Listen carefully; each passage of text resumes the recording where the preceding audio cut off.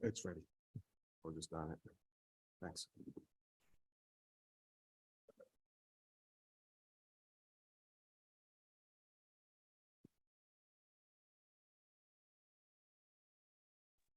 All right, we are go for launch. Thank you. Good evening and welcome to the October 25th, 2023 Henrietta Town Board meeting. I'd like to call the meeting to order. Please call the roll. Councilmember Safranik, Here. Councilmember Bolsner, Here. Councilmember Page. Here. Councilmember Belanca. Here. Supervisor Schultz. Here. We'll begin the meeting with a silent prayer followed by the Pledge of Allegiance to the flag.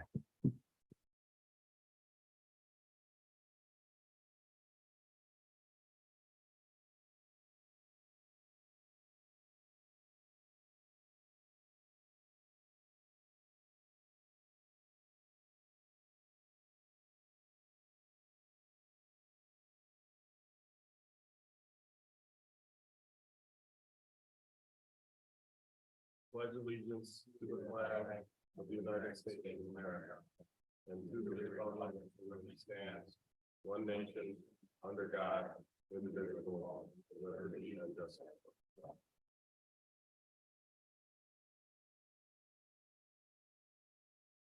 Can I get a motion to approve the minutes?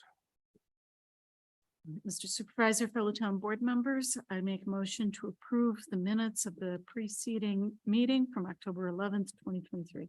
Seconded. Any discussion? Hearing none, please call the roll.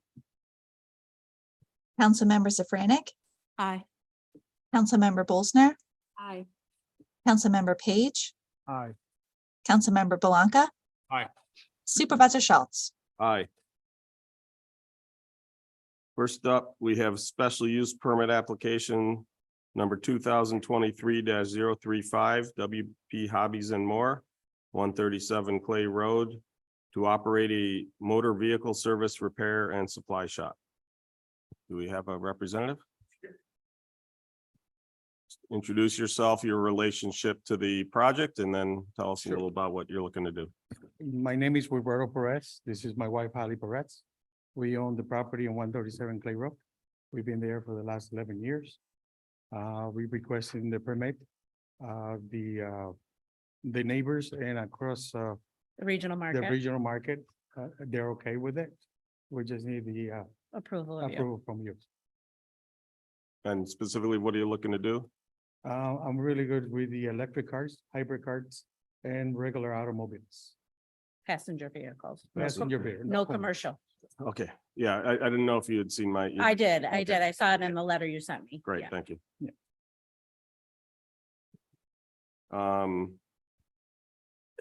Because that, as I mentioned in the thing, it gets into a larger seeker thing if it's commercial vehicles and stuff like Correct. that, so. And we understand that Yeah. completely. Plus, we don't have the ability to do commercial stuff. It's not big enough. We're not way big enough for that. So have you been currently operating a repair shop there? Not there. I trained with Brian's Alignments and Services and Retro, Mhm. and we work a lot on the hybrids from Bob Johnson, different dealers around the area. They come to us for service. And I wanted to start my own there. Okay. Now, is this co-located with the furniture, Yes, right Yes, next door. well, it's different. The building is split. the building split? Yeah, Yeah, completely down the middle. yeah. We also own the furniture. Yeah, no, I knew that. I just didn't know if it was, I didn't realize it was split, so it's. Yeah, it Yeah, has a like, complete firewall between it. Yeah. Gotcha. I sent Tracy a picture of the breakdown of the whole survey map of the building Yeah. and the walls that are And already the parking existing. lots accommodate enough. How many bays do you expect to have? Just one. Just one? Yes. Yes, So you're gonna put a lift yes. and, okay, when you get to the planning board, they're gonna ask about oil separators and all those kinds of things. so you might Understood, be yeah. prepared. Because we're not gonna be doing AC or anything like that. Mostly, the most will be the grease from the hybrid parts of them. Thank you. But Other we do I'm sorry. Go ahead. We do have a recycling containers that we take, and even the old batteries, if you take a battery from a hybrid car or electric car, we have to return them because the cord is very hot. You know, The replacement parts, so you have to Yeah. replace the You- cord, they you have want to the send it cord. back, Right. so everything has to be accounted it for. gotta be recycled immediately, so. Okay.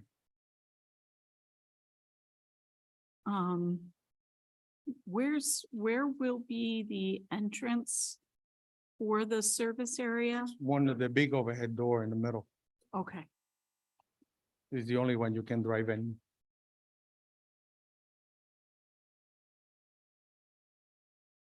And mostly what we do is by appointment only, one car at a time. We Mhm. don't want to work in too many of them. We don't want to whelm ourselves, especially now with the new electrics and the hybrid things coming out. I'm trying to get ahead of myself a little bit with that. Because it's going to be the future, no matter which way we look at it. Sure, We drive ourselves electric cars, so. Yeah. I know. great. And are you, I mean, this is not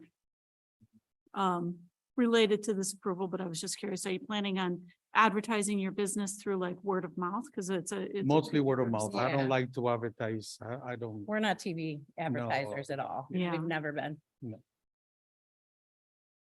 A lot of the customers already know who we are and Based what we're on- capable to do. So, Okay, so you're hoping to bring your own customer base with you? yes, yeah. Well, Great. Mr. Brian Brotoli, which is the owner of Brian Alignments and Services, he's looking to kind of Filter out filter out. a little and bit of- retire a little bit. Yeah. Now he only working 2 days a week. So I see, yeah. So a couple things that I'm not 100% clear on the site plan stuff.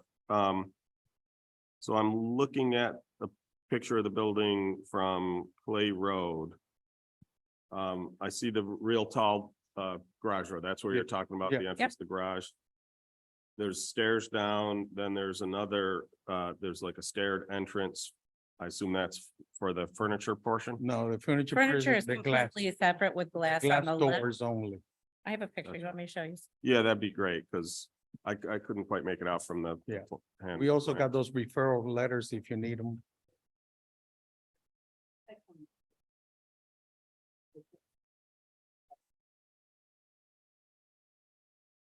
No, I know this entrance here, this is for Ted's was, yeah, that's what I was asking. Yeah, yeah. And then this is your parking? This as well? Is the other half of the parking lot? Okay, Shaheen. Okay. Okay, that's, appreciate that. Yep. I thought that was the case, but it's, like I said, it's hard to tell from the. Yeah. Totally understand. Also, even so, if the town give me the approval, I still need the approval for New York State. So I got all the Right. We have to demands go through all of and that. the demand, too. requirements is up to them in the end. Yeah, just there's wanna make also sure. some building and fire prevention requirement. Well- Again, Rick was talking about some of those, like Yeah. the oil Yeah. separator, and it sounds like you've already got a. Yeah, we already got Firewall, everything covered in right. that part. Plus the whole building is set up with strobe lights, heat sensors, alarm, everything you name it, cameras, everything you. can Just think. to, because we were required in the beginning when we did Ted Cohen, just to have all of that as Yeah. well, Gotcha. Especially for for fire. fires, Yep. dead people, blind people. So a couple things,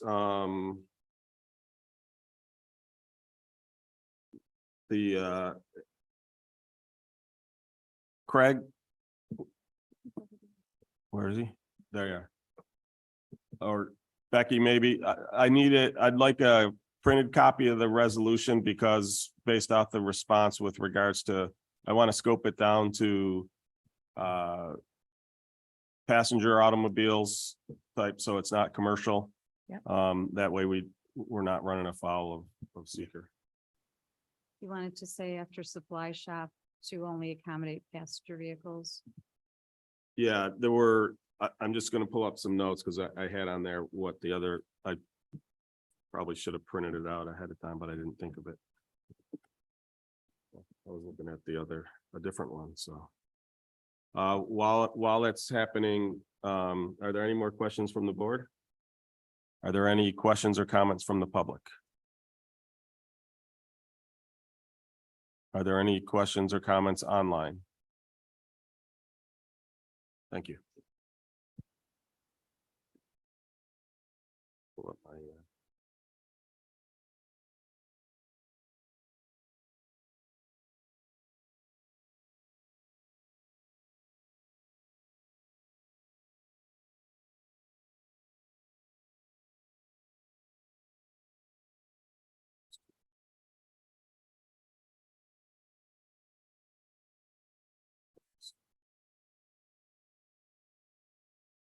Oh, thank you. I was just pulling it up.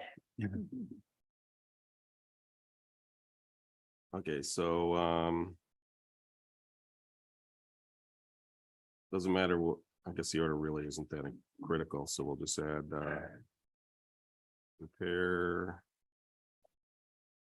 Actually, service station, right? Yes. Service station. Is limited to passenger vehicles only.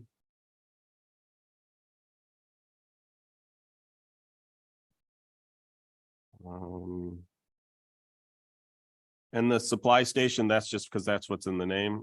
Are you guys looking to have a Because you're PS doing store? parts, it's, you know, like But- they call it supplies because you're doing parts. Right, right. Yeah, I just want to make sure you were just talking about, like, are you gonna be a full supply store or No, just no, the no, supplies? no, no. Because Whatever they need parts that to they need repair for the the car. repair. Yeah. That's what I figured. Yeah. I just wanted to make sure. Repair Okay. parts. And you said from a volume standpoint, you're not looking at large volume there. No. Yep. No. Well, they consume too much time, Right. especially the electric ones. They got too many relays and little. They things take to a long check. time to It takes- repair. Yeah.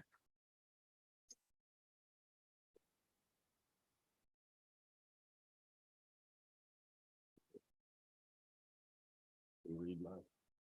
I'll just read I'm gonna read the conditions. We normally don't read the whole resolution, but the things that are gonna apply to you. This is, there can be no motor vehicle sales on the premises, save for motor scooters as previously approved. Yeah, right? with, the variety we already got for the Yep. scooters and ATVs and things, yes. There can be no filling station, gas pumps or other such services on the Oh. premises. Okay. There can be no unlicensed vehicles parked or otherwise stored. Okay.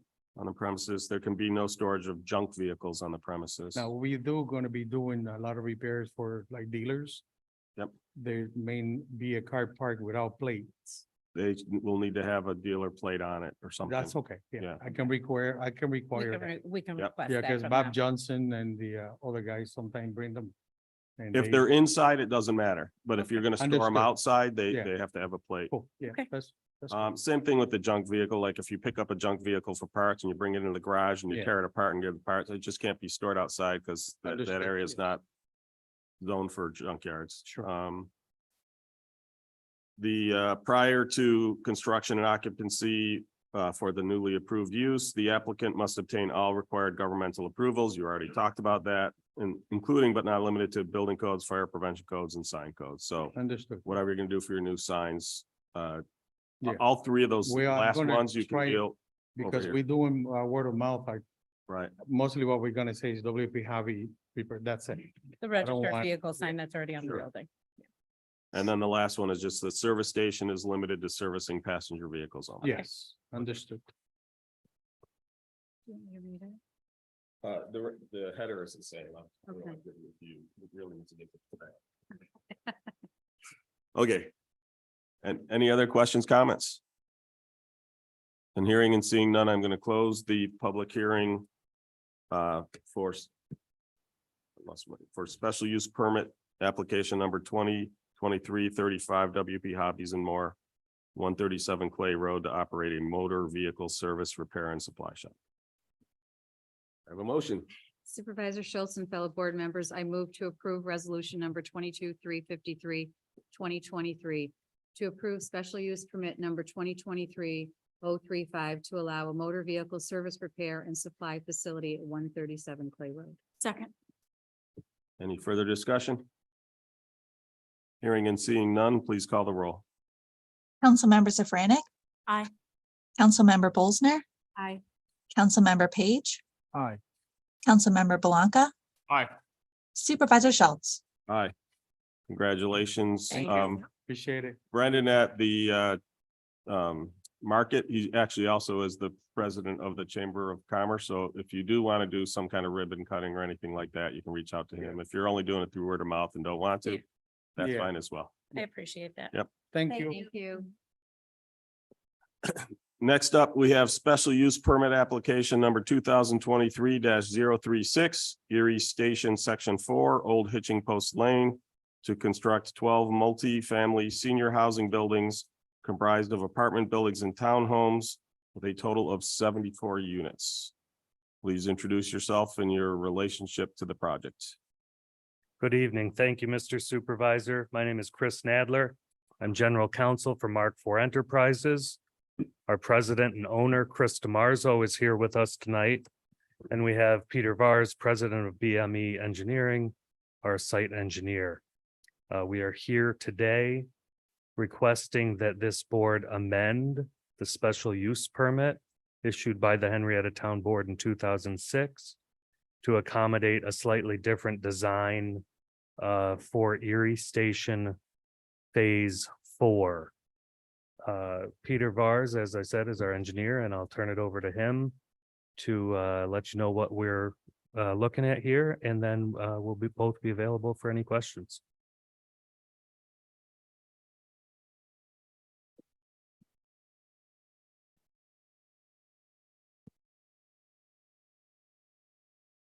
So good evening. My name is Peter Vars with BME Associates.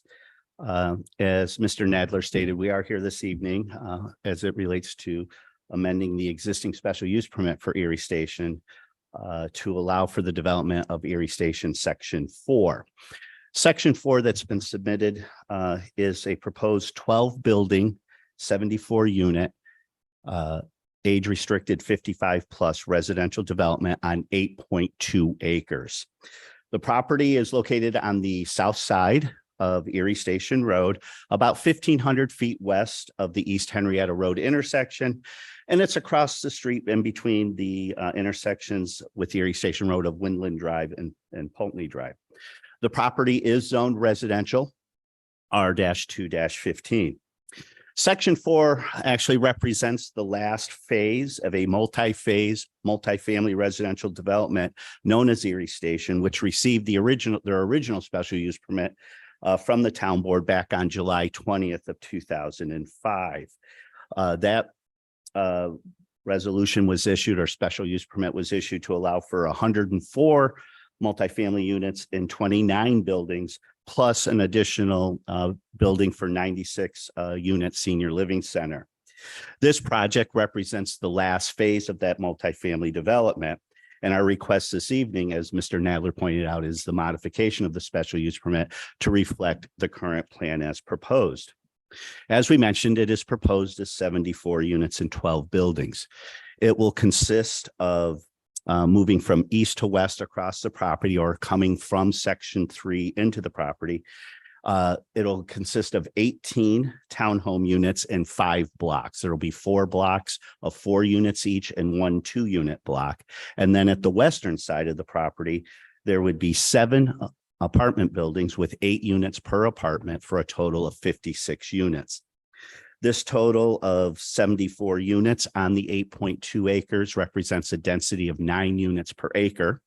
And as you know, in the R2-15 district, per section 295-13.E, the maximum allowable density for multifamily per special use permit in the R2 district is 12 units per acre. So we're about 75% of that.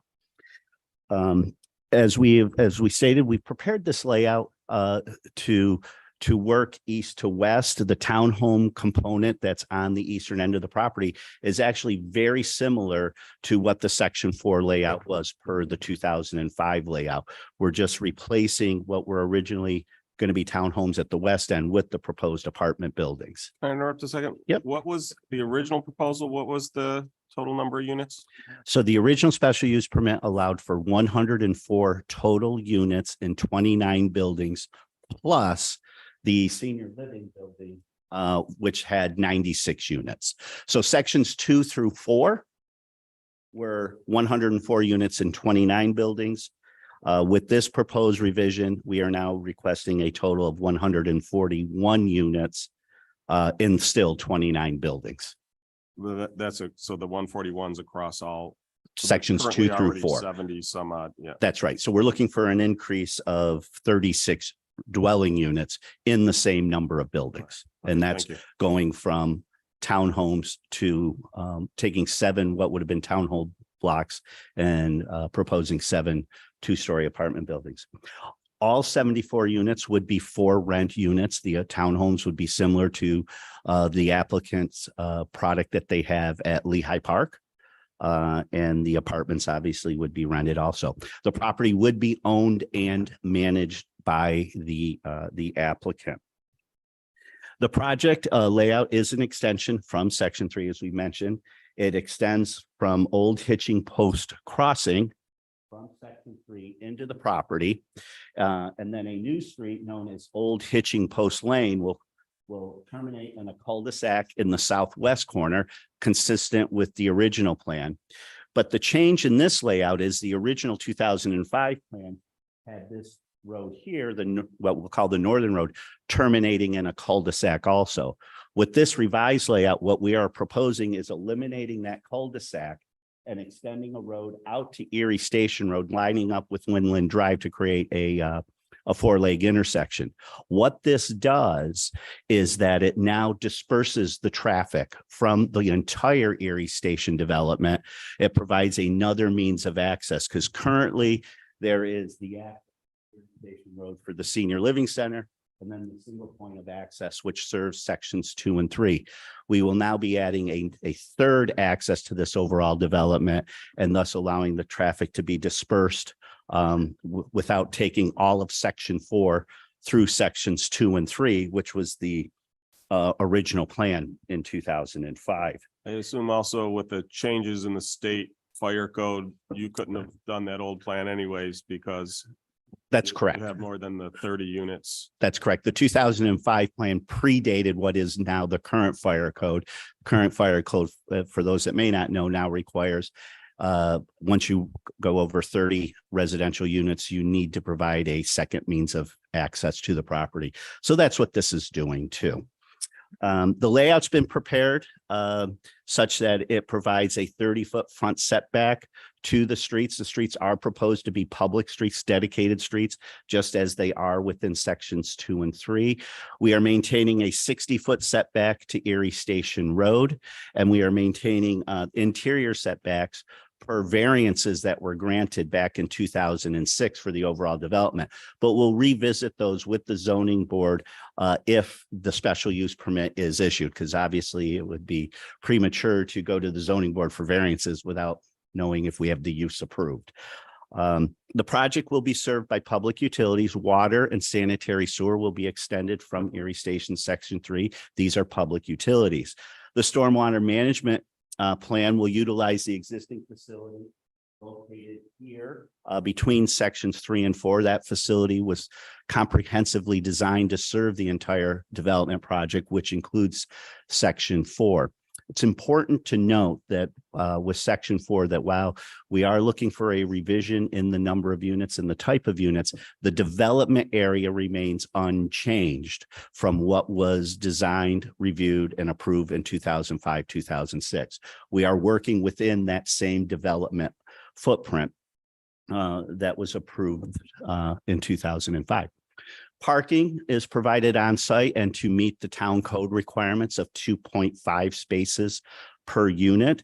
In the townhouse area, there are a total of 43 spaces provided with 2 spaces per unit being provided specifically at the unit, plus an additional parking field of 7 visitor spaces.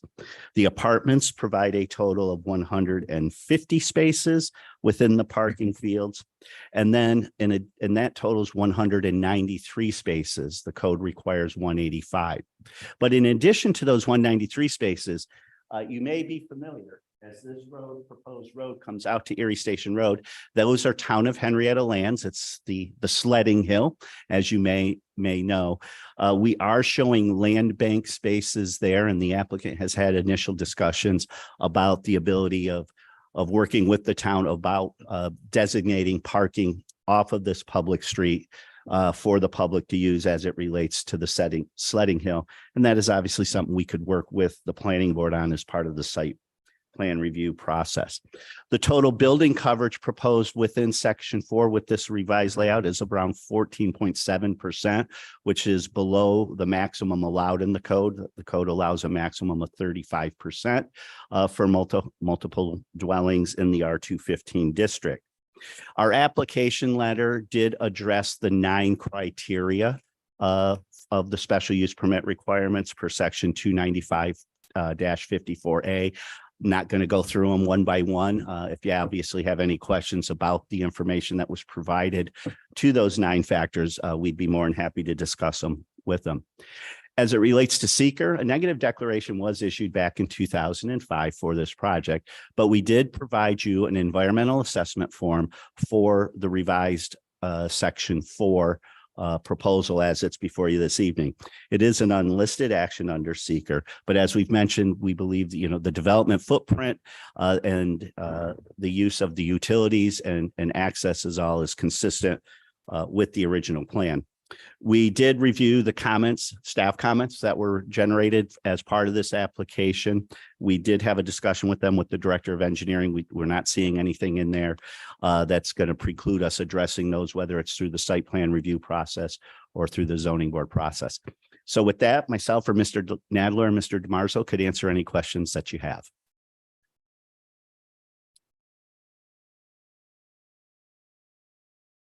I'm sorry, I'm just looking through some.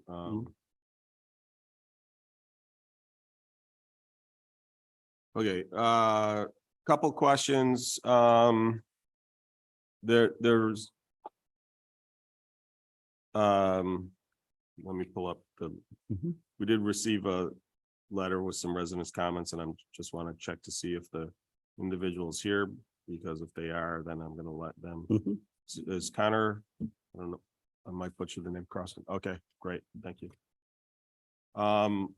So no, I'm not necessarily calling them up. I just want to check. I'm going to have them check on a couple things, but one of the things that this individual raised was a question of access to the property immediately to the south. They said that there's a access easement. I haven't seen it. I'm not saying there is or isn't. I'm not aware of one through the town property, but obviously the road you'd be building would become a public road.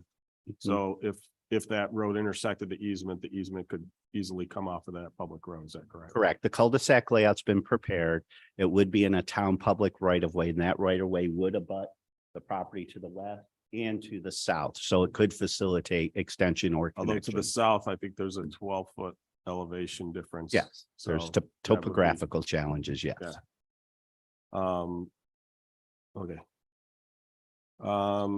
And the land immediately to the south of that cul-de-sac, that's part of the apartment complex land, not necessarily an individual townhome. Is that correct? In, I guess, this area here. Yes. My point is some of those, they're individual parcels, or they might, I don't remember if you updated them to where they're tight to the homes, but Oh, I see what you mean. Yes. Right. All of the land outside of the building walls is going to be one parcel, for lack of a better term. HOA land. Exactly, more or but it'll less, be owned and maintained by the department, applicant as right. as So- Essentially, HOA land owned Right. and maintained by our property management company will have Right. at least one full-time property manager, at least 1 or 2, even 3 full-time maintenance technicians, as well as on call for overnights and weekends. An entire field operations crew that maintains the lawn, the landscaping. So it run like an HOA, but with a lot of full-time staff. And in that area, does the right of way extend right to the property line, or is there space in between? And as we mentioned, this right of way, the intent would be to abut the west Okay. property line and the south Okay. property line. Yes. Perfect. Because my point is the right of way abuts, then there's no need for an access easement at that Correct. point. Okay. So what we will just do is we'll send a note to the planning board to make sure that Mhm. that's an, okay, or we can add that as a condition.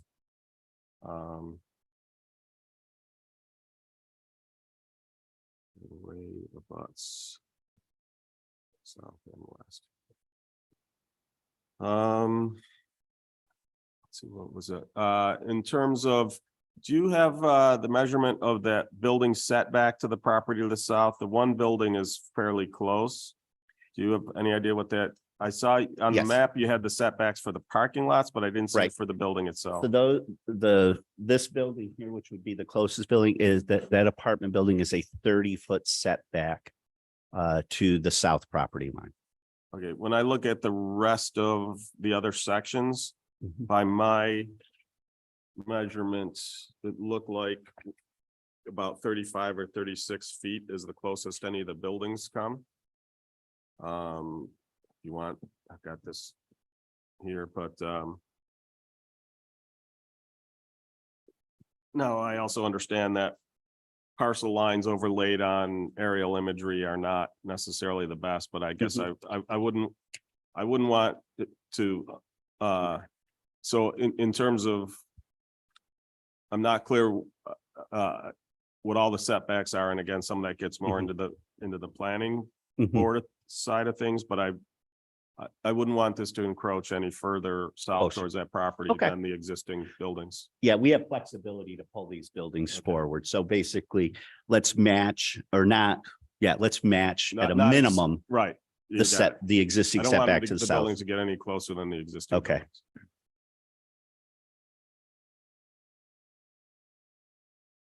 And we'll talk about whether that makes sense to just add that to the list of conditions.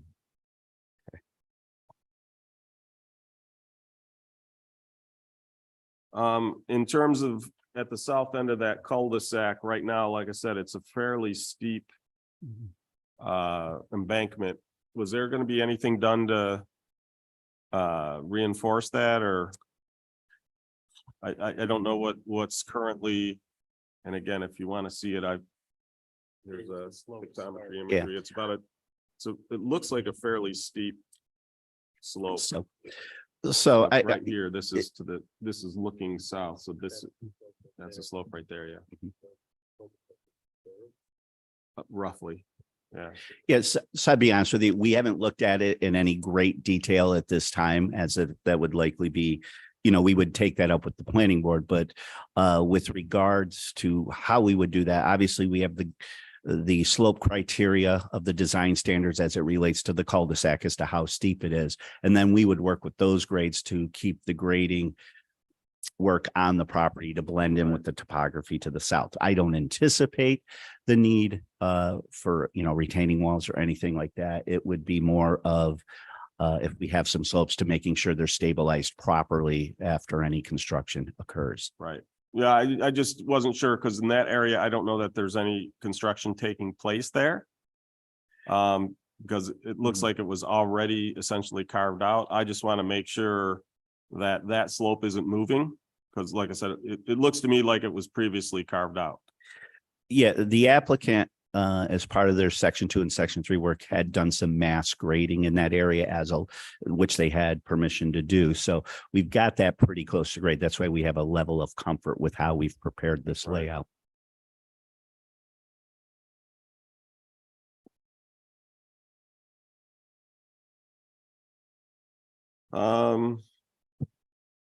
That's it for my questions at the moment. Other board members? As you stated, this is 55 years and older, correct? Yes. Did you ever consider making one or more units viable for the hearing impaired? I'll let you That's know. something I think that would be a very good idea to consider. I do too. And I'll mention that to our operations people tomorrow. But I would think if you're marketing 55 plus, that's a good idea. Thank you.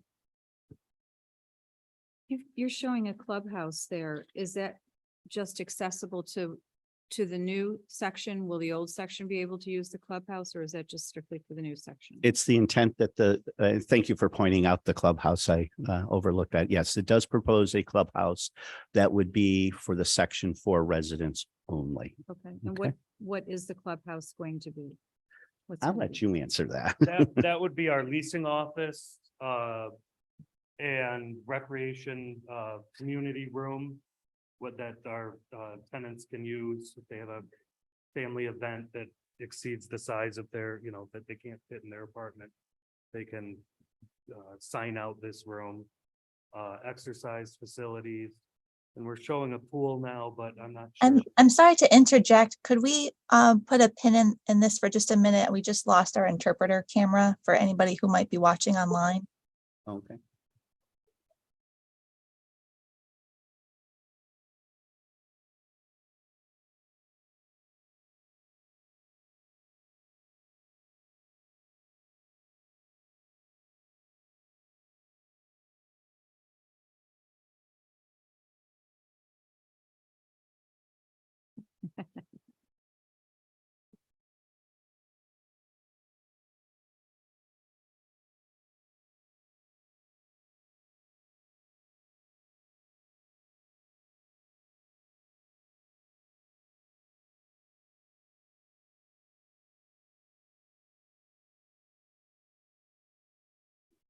Or technical difficulties, please stand by.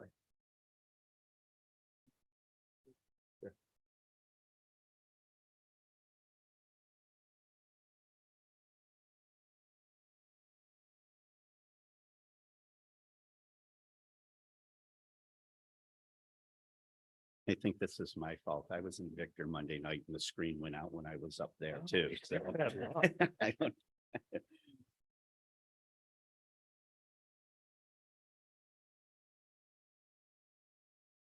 Andrew will fix it, so. It's certain of that.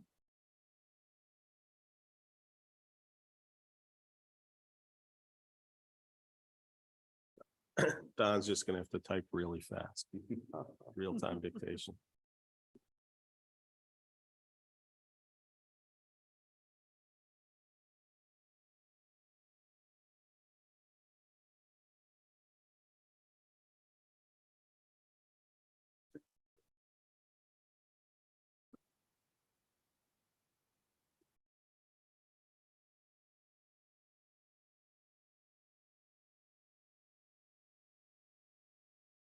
Do we have a new cable, Andrew, just in case it?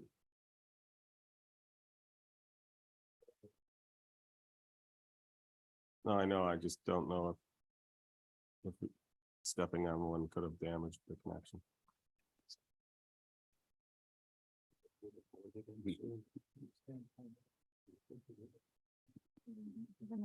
There's a gentleman sitting on the floor. Hey, all right. All right. Oh, that's okay. We're not important. She is.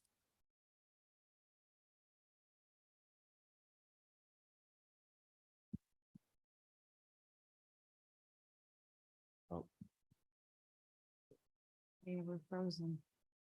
Yeah, Tumblr's We're not.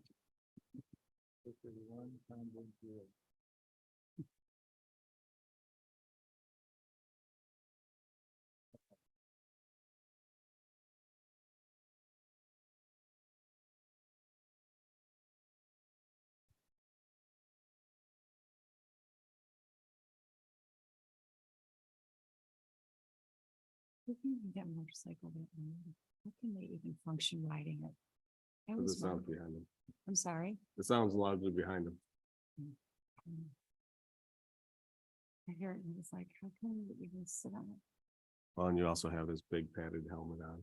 Yeah. Hopefully they do anyway. Well, they probably had a helmet on and the music's blaring in the helmet, so then you can't hear it.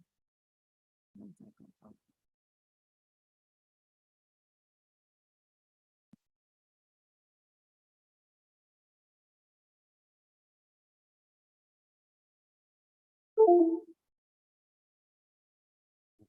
Oh, that's just the USB disconnect. That's the reconnect. Yep.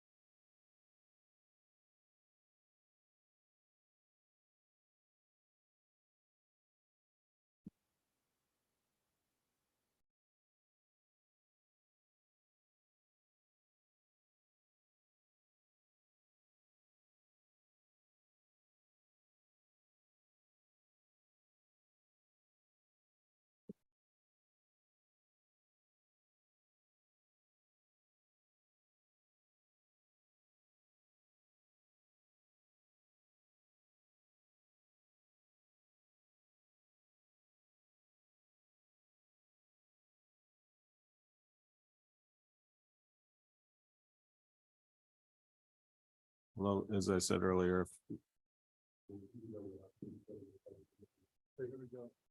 There you go. yeah. Can you guys wave? No, we're frozen. Frozen.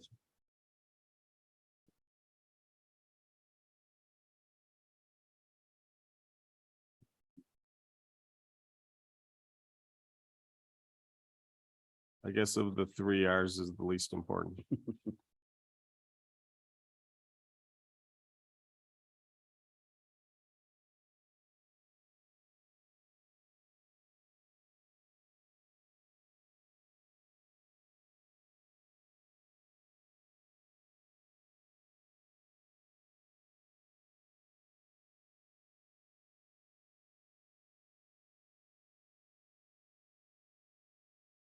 We're moving, there we go.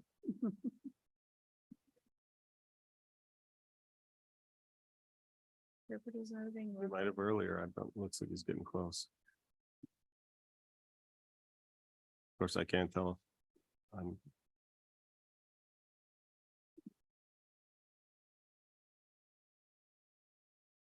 You got motion. All right. Let's get going. Okay. Go ahead, one. Clubhouse. Pool that's shown there now, did very well. Would we be able to use the handheld mic Mike, So we're to talking, hear? you can either that or you can talk into the podium mic, either way. So the clubhouse is gonna have outdoor space in it. So the rendering I have on my computer says outdoor amenity area and patio area. that's correct. Yes. So you're contemplating a pool or pickleball. We all know Or a pickleball sport is huge court. right now. Yep. so- Okay. And you said there will be a fitness center in there. Yes, The apartment units, those are up and down units or, those are single story, okay, I think it's, No, they're two-story building. yeah, two bedroom apartments on the first floor okay. and 4 on the second floor and one bedroom apartment on the first floor. And so access to them is through, Separate doorways. okay, There's but a it'll be common stairs, area. not an elevator. Correct. Okay, Each apartment has its own entrance okay. to the outdoors. And the lower units are just single stories. That's correct. The townhomes, those are up, down though. Those are up and down with a garage, driveway. Will resemble the HOA townhomes. Questions? Okay, then I'm gonna open it up to the public. Why don't I have you guys take these 2 seats here so that you'll be Mhm. able to answer questions, if I need you to answer. Why don't we start with you, sir? Hello, my name is David Croston. I'm the neighboring property owner for 39 years. It's a unique piece of property and our looks like a good project. You know, our concern, you know, predominantly has been based on erosion. Connor, this is my son Connor and my counsel. There's quite a slope there, you know, it comes off there. You have a sledding, you know, environment there, just so the public knows. So it's mostly civil engineering, you know, concerns. I think Connor, you know, outlined this very nicely as he submitted it to the board, these particular issues. The existing side wasn't really on the slope, you know, it was very much towards, you know, the other adjacent road areas. So it's really just these 4 elements, the environmental impact, you know, component, mostly worried about erosion, mostly worried about the water, you know, fall. It looked like this particular building, when I looked at the plans, you know, quickly, and I'm no expert, but the one building looked like it had like a 20-foot setback. That was for, I did look at that after Yeah. getting your letter. That was for the turnaround of the end of that parking area. Yeah. That's what the 20-foot was. 20 feet. No, Because- it, It was wrong. yeah, it looks at when, if you read it, if you're reading it on a small print, it does look that way, but if you Oh. look at the offset. Yeah. So the buildings were more than 20, but they weren't the 35 that the rest of the development Yeah. has. So Okay. I'd just like them to keep it that way it stays consistent. Yeah. So good. And you asked various good questions, as well. So I'm just kind of reemphasizing, Yep. on my own. Public So side. one of the things But- I'll note is that it's really more the planning board's responsibility to deal with that, to make sure, in terms of have they. So I assume you're not afraid of an erosion like over where the sledding hill is, where it's a long. No. See, but No. obviously that area where they've carved out. Yeah, exactly. Yeah. Yeah. So, if, people are in the backyard, if, older people are in that backyard, if it was 20, maybe it's 30 feet, it's not long. And then I don't know how civil engineering, you can slope it. You could ask about the retaining wall, some level of safety prevention, so Right. that doesn't get all watered down or the, land doesn't shift and we have a cave in of, more dirt. Sure. And things. And I will say, and Peter will back me up on this, town of Henrietta does stay on top of erosion control and does shut projects down if they've started to allow stuff to blow out and Yeah. until they come and fix it. So Yeah. Super this good. town is very good at protecting against Yeah. that, but Good to hear. The, setback and aesthetic, considerations, the trespass control. Yeah, it's on me to put up the trespassing side, but, you may have wanderers, in this environment, don't know, with regards to, maybe an inhibitor fence. Again, I'm just thinking of safety for them and us as well. one of the things we ought to do, if you send an email to supervisor@henrietta.org, we should coordinate along the top of our property. We can put some signs in there that basically says this is the end of public property from, here on it becomes private, stuff like Yeah, that. But, yeah. one thing I will say in terms of at the cul-de-sac, that 12-foot wall essentially does create a good, It's an inhibitor, yeah. inhibitor, yeah. So we'll take a look. Obviously, if you get further east from there, I don't know if you also own the former reservoir, Exactly.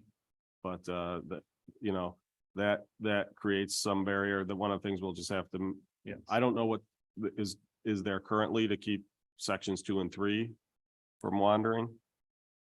There is not. Have you seen much of an issue with that?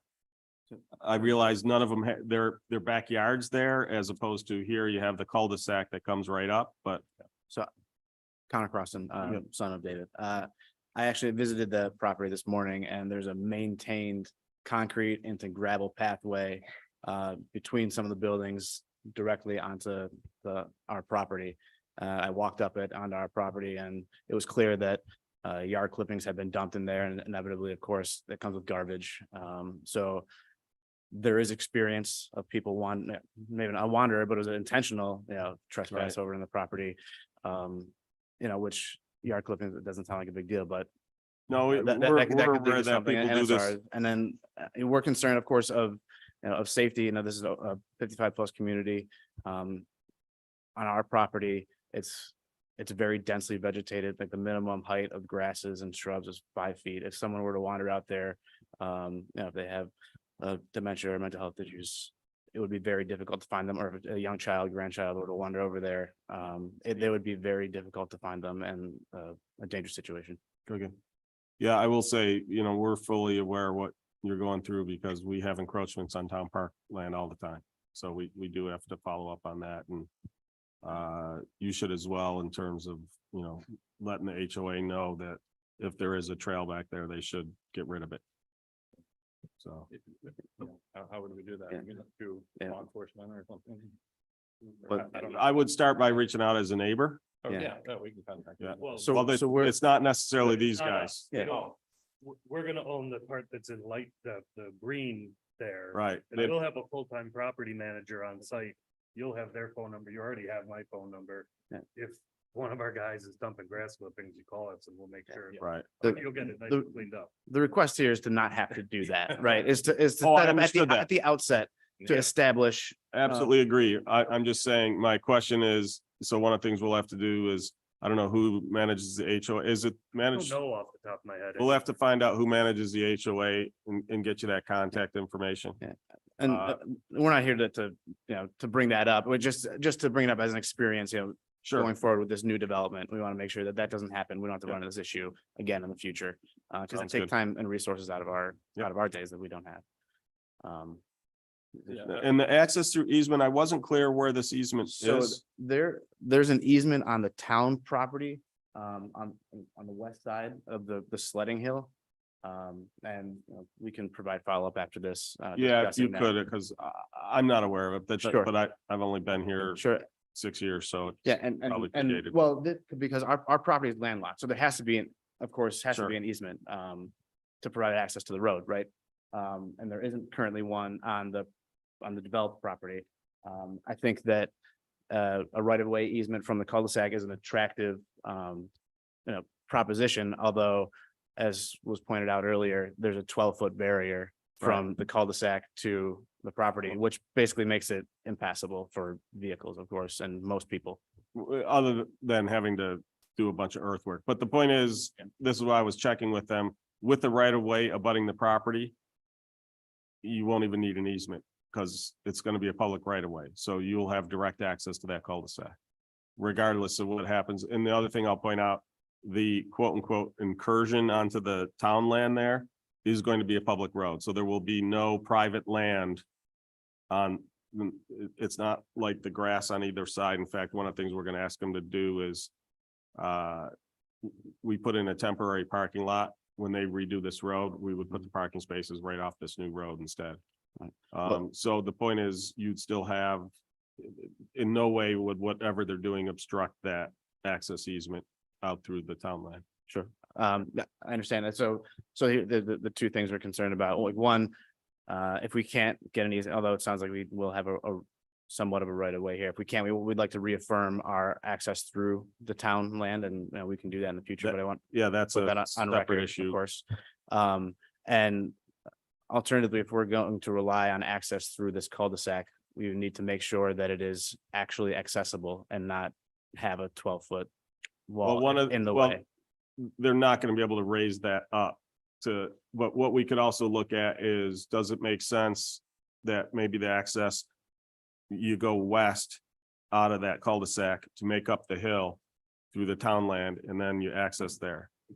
So That's attractive as well, because then Right, we so have what we grade might wanna for a do is- vehicle. look at redoing your current easement to switch it to be off of that through the town land. But again, that's irrespective of this SUP. The key point from this SUP is that the cul-de-sac right of way is up against the property line, so there's no easements needed. It is public right of way. At least that's what we think, and we can work with you to make sure that we Yeah. demarc, correctly. It's 30 acres back there, so we used to have Terravasi Farms, Yep. Farm it, for us, and I've considered, going back and do that, or if I put an orchard up there, but whatever it will be, Yep. it would be a farm vehicle, cultivating type vehicle that would need to go up, not just a, small car, so to speak. Absolutely, and especially if Yeah. it's a field access, those Yeah. are easy to do because they don't require paving. Yeah. So. Yeah. Okay, Um, so yeah, like I said, separately, and again, you can reach out to me, and then I'll circle in the engineering and planning teams that we can talk about updating that easement to come off of the right of way. Sure. One more comment, if I may, Councilman. Not to belabor the slope and the elevation change point, but I just want to mention that we do have experience with the development that went in to the south of our property, that, we received, the same assurances that that all the proper grading and stormwater flow and, was accounted for. But just a year or two ago, the town came to us and said, hey, these residents are experiencing standing water in the backyards that makes them unusable. Can we put a retaining pond on your property? So we would, based on that experience, we're concerned that something like that might happen here, maybe not, in a year or two after the development, but 5, 10, 20 years down the line. So if there's any way to get some kind of independent engineering assessment to certify that any erosion has been taken care of, or if there's not gonna be any erosion, that, that the walls are safe, and that the storm water is safe, and that the town system is capable of handling all the runoff. Yeah, so the situation is a bit different in this scenario. Here, we're at the top of the hill, so I have an independent assertion from gravity, if you'll excuse the pun. The water is gonna go down towards Erie Station Road. Right. And it may carry soil Yeah. with it. Yeah. Well, not if it's properly stabilized. Exactly. Right. And that's what we're requesting. So yes, we don't need an independent agency to verify that it's gonna be stabilized, but. Again, that will be taken care of in the planning and the stuff. In terms of what's happening with the other area.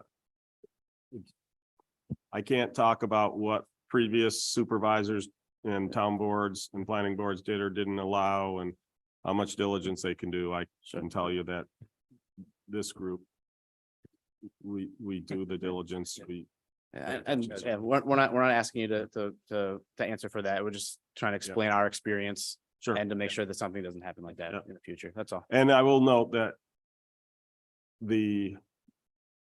it's not like there's no risk of those houses. They're not in, it's more that their yards are wet and they would like them to be drier is what it really comes down to. Yes. But again, they I come to understand. us and now we're bad neighbors for not allowing them to. Well, Flow like I water said, in through this us. case, it's the other way. It's more likely your water would flow onto their property than their water flow onto yours, right? Our property is the highest elevation of all Correct, the surroundings. So either way, the water's flowing down. Right. Yeah. right, Through the developments on the south and the north side. right.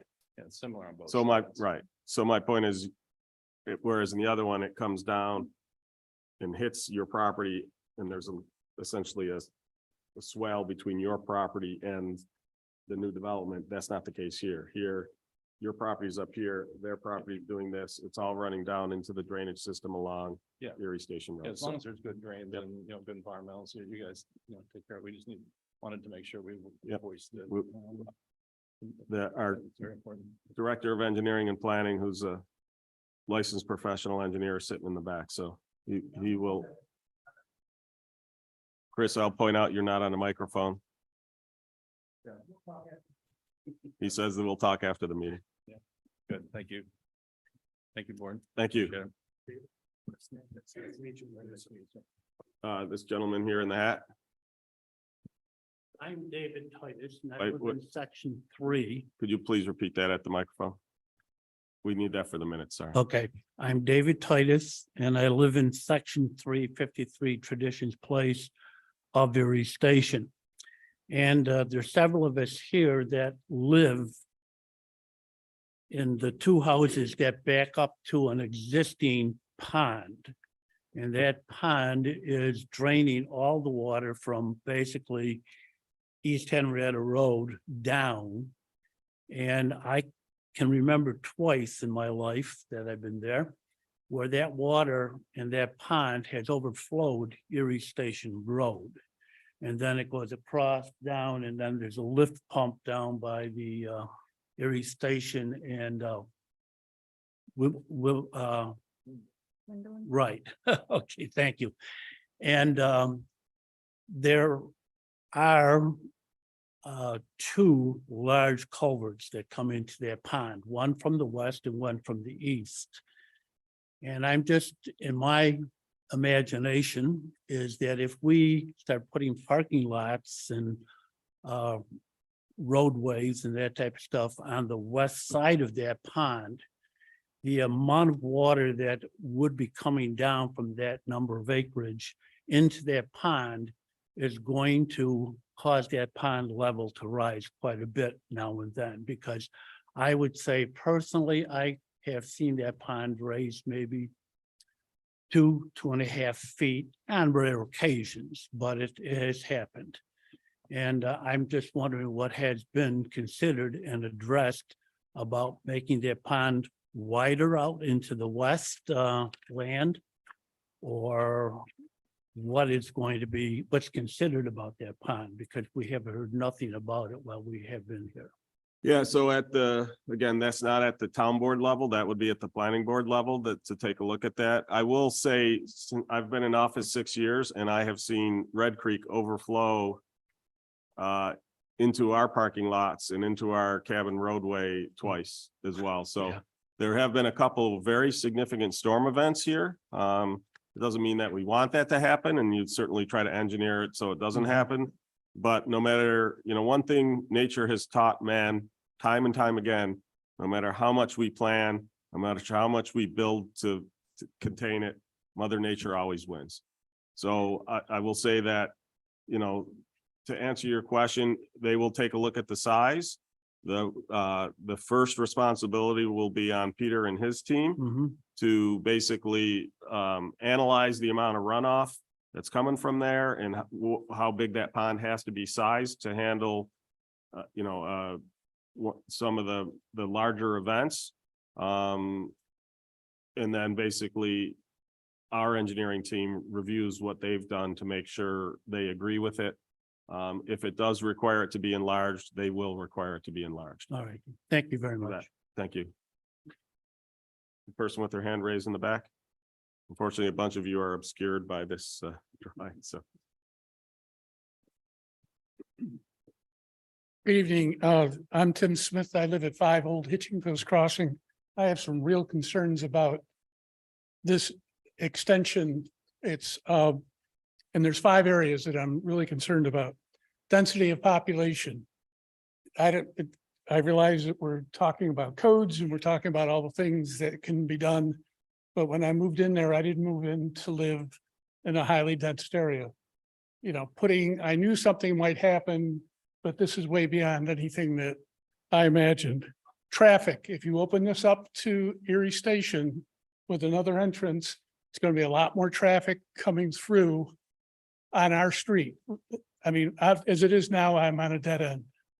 I think it will actually potentially, are you on that the crossing? I'm right there. Yeah, so, I mean, if you don't open that up, then every single person coming into and out of this has to go through your lane, right? If they have their own dedicated Well, access. No matter if we have access there or there, we're still going to have increased traffic. And there's a lot of people, seniors who live in the Legacy who walk that whole area, and it becomes a safety issue. Safety and security, we have, if I read this right, we're looking at 74 more units of people living in there. That's a lot more people. Environmental impact, we've talked a lot about water, about slope, about everything else, but it still is going to have a huge impact on that area. And then noise. Again, I grew up in the city, but when I retired, I wanted to be in an area that was fairly quiet. Putting in 74 units right in my side yard is going to increase the noise levels tremendously. And I'm also concerned about my next door neighbor who virtually will have a townhouse practically in her yard, and the people who live across the street from me are going to be in the same situation and I realize we're talking setbacks and all the magical words, but how about just looking at the effect on the people who live there? So the only thing I will note is there was always planned to have more units there. The difference, it was 37 versus, so they've essentially looked to double it. Because originally it was supposed to be, the total was 104. With this change, they're going to 141. So they're adding 37 units. So it is higher density, but the idea that there wasn't going to be anything to the west of you just doesn't match, or else why would that road have just terminated like it did? It's because there was always going to be units there. Never questioned that, but I never envisioned something on this level. Right. So, and the other thing I'll note is that what they did do, and this came out of early discussions when they came to the towns, one of the things we talked about is we didn't want any apartments next to existing townhomes. And they were also cognizant of that. They've done enough of these developments to understand how this stuff works. But that's why all the initial ones right near are the townhomes, not the apartment buildings. Because again, if you're talking about your neighbor to the north of you, they've already got a townhome immediately in their backyard. But I'm also looking at the woman that lives directly west of me, who now will have somebody looking in her living room window. Right, but Virtually. so how are the people east of you not doing the same? You've got in a building immediately to the east. Because we back up to the reservoir property. we're here, the nearest ones are right here. These are the ones that I'm. Right, but what's not on there, on the existing today, there is a property, there is a building. I don't know what. That's, for some reason, it's in meters. That's about 15 feet, 20 feet away to the east. An existing building there today, Oh, you're going, 47. you're going back up this way. Yeah, 47 Tradition Place. No, I didn't realize which way you're going. Sorry. And yes, that is, but this one's even closer. By virtue of the way they've drawn, it's closer. Okay, so we'll take a look at, same thing, we'll take a look at what the closest setbacks between buildings are. So again, looking at it from some of these look pretty darn close to me, but Well, and again, when we moved in, we knew eventually something might happen, mhm. but this is way beyond the something that we were told when we moved in. And I want, I like where I live and I don't want to have to move because of all the congestion. Sure, Thank you. you bet. Thank you. Anyone else? Coming up?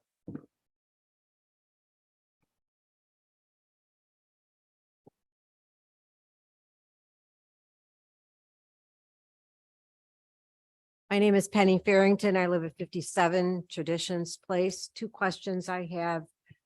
Construction traffic. Is it going to come up Traditions or will it come up the new road? I would imagine the new road. We can require it to come off the new road. It shouldn't, construction traffic should not be going through a residential neighborhood. Or does it want to? No, That right. Makes more sense. Yeah. And I own my townhome. How are the apartments going to affect the value of my townhome? I've seen zero evidence that they diminish the value of the property. You can talk to realtors. I don't know. We have one on the board. I don't know if you've ever seen that. I don't want to put you on the spot, but I've never seen any data. Those units don't come up. I mean, they just don't come up. I think you guys, they know people that own them, know people, and they sell them to people they know. And I don't think there's been one that's come up there in a very long time that I can recall. I've just seen in other places. I've never, in fact, so like this came up. One of the places I know this came up is in Mr. Page's neighborhood. People talked about, oh, there's student rentals there. How's it gonna affect my property value? That's actually one of the hottest selling properties in town. Yeah. It doesn't have the effect that most people assume it does. The housing market's gonna determine that, and the way the housing market is right now, nothing's gonna affect the housing market. I mean, there's just such low inventory that everything's selling and everything's selling for crazy prices. So there's really no magic 8 ball to see what's gonna happen in 5 or 6 years for me to tell you what's gonna happen.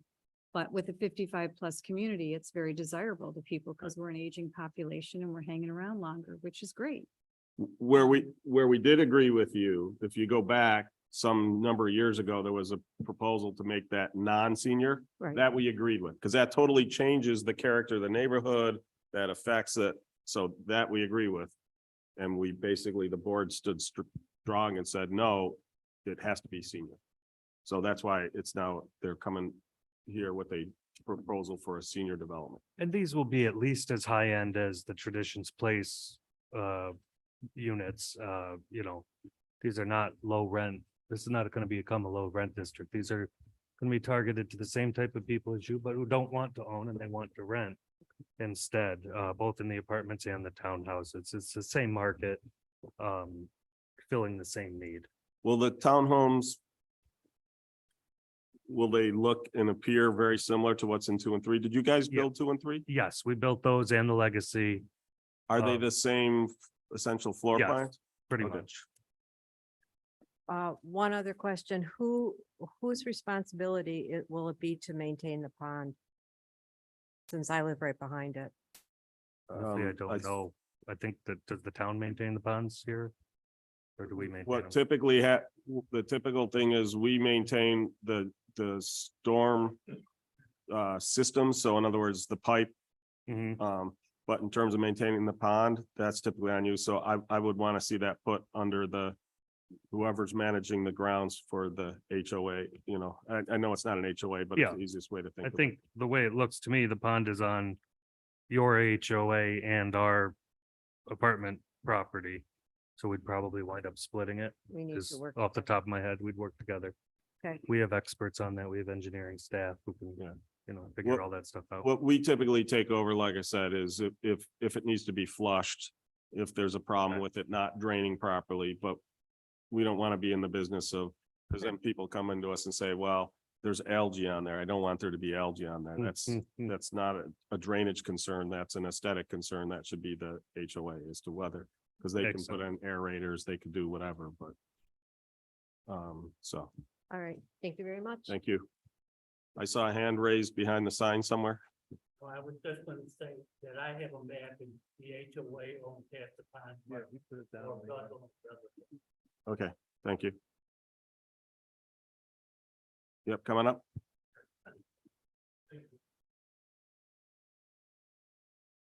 Good evening. My name is Jared Kaiser. I work for Watermark Communities, currently managing Legacy Dairy Station. Oh, thank you. My executive director, Colleen Varney, is also here today. Just a couple concerns I think that we had, right off the bat, I understand they certainly own the property and have a right to try to develop it appropriately. And as someone that works in Henrietta, I certainly want to see that continue to happen. This town's definitely grown a lot since I grew up, and I certainly appreciate that. Just first of all, we are a 62 and over community at Legacy Dairy Station. So just, some minor concerns about maybe there's gonna be more people that might be working in a 55 and over community as opposed to 62 and over. We do have some folks that reside on our property that still work. Just a little bit of a concern from that. I've heard from some of our residents. Again, I don't mean any disrespect, just it feels a little bit disingenuous, sort of terming this as like a phase 4 when it's going to be really a phase 1 of a separate property. I have no doubt they'll construct things that are attractive, but I somewhat doubt there's any reason to have any continuity in terms of how it's looking aesthetically, which is just is concerning as well. The separate types of apartment buildings definitely scream something different than what the current sort of vibe is there now. Again, just wanted to note some of these things on behalf of our residents, just because we appreciate them very much. So thank you. Thank you. Actually, could you come back up for a second? What's your understanding of the management of the pond? So unfortunately, my maintenance director is out of state right Oh, now, which is okay. actually something that I wanted to talk to him about. I don't want to speak on his behalf because Sure. he had some other concerns about the environmental impact on the west side of the property. We have actually had some back and forth with the town, and I believe Mark IV as well, just in terms of some sinkholes, some erosion that's gone on there as well. So those were some stuff on punch lists and Sure. we have been addressing that with them. That's not.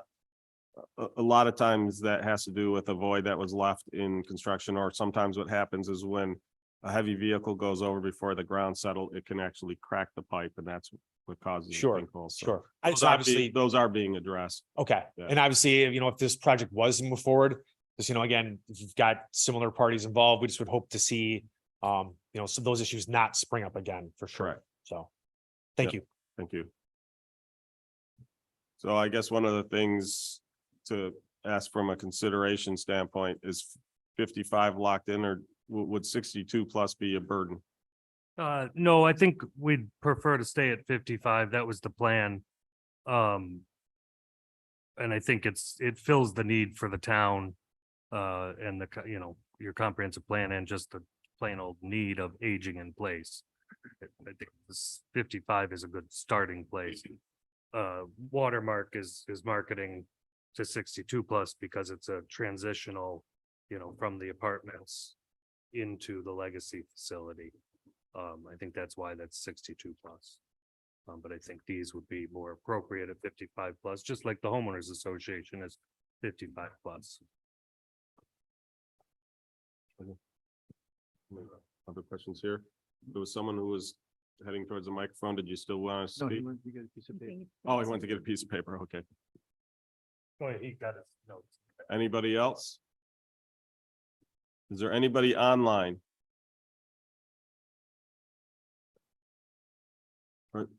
So there's someone that in the Someone just raised their hand inside. Coming up.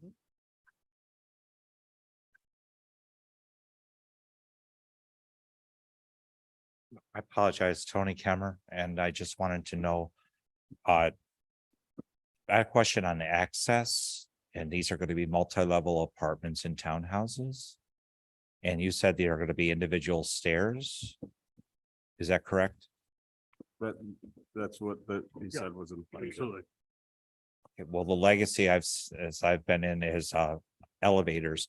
And I was wondering if somehow being 55 and plus, if you could make like a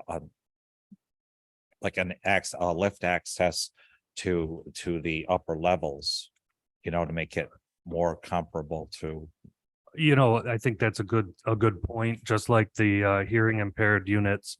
Mark IV used to be in this business before I started working with them. I know a lot of our executives and our operational staff know exactly about that kind of stuff, and I'm sure we'll figure out what's needed and do that kind of thing.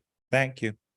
So you would be willing to put in, I don't know I don't know the Sure. technical requirements or if there's a need, right, because we will have first floor units, right. and those those are 0.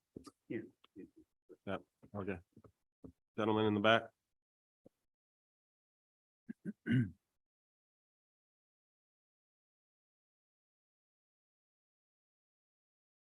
My name is Al Schnucker. I live at 1 Old Hitching Post Crossing.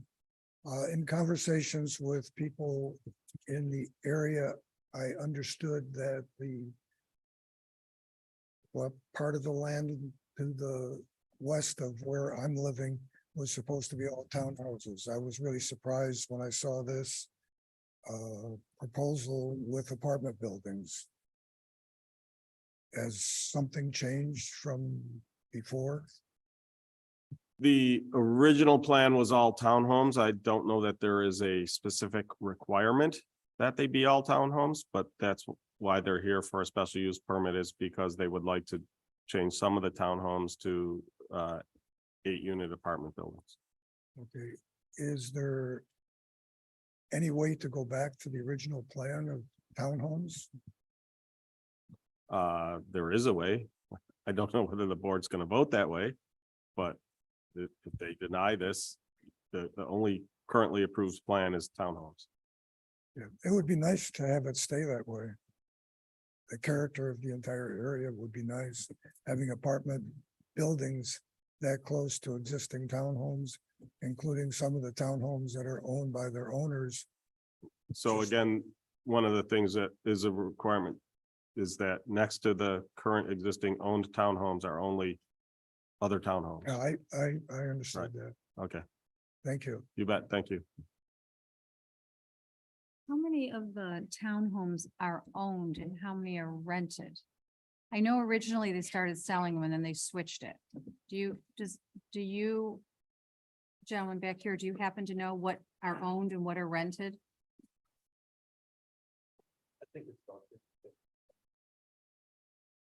I believe out of the 50 villas that we have, I believe 12 are owned.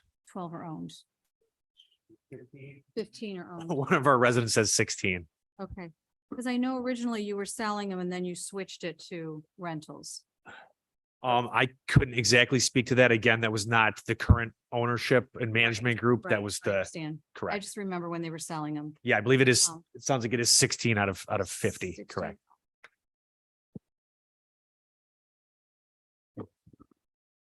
Any other questions?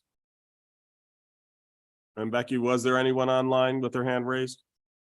None with hands raised. Okay.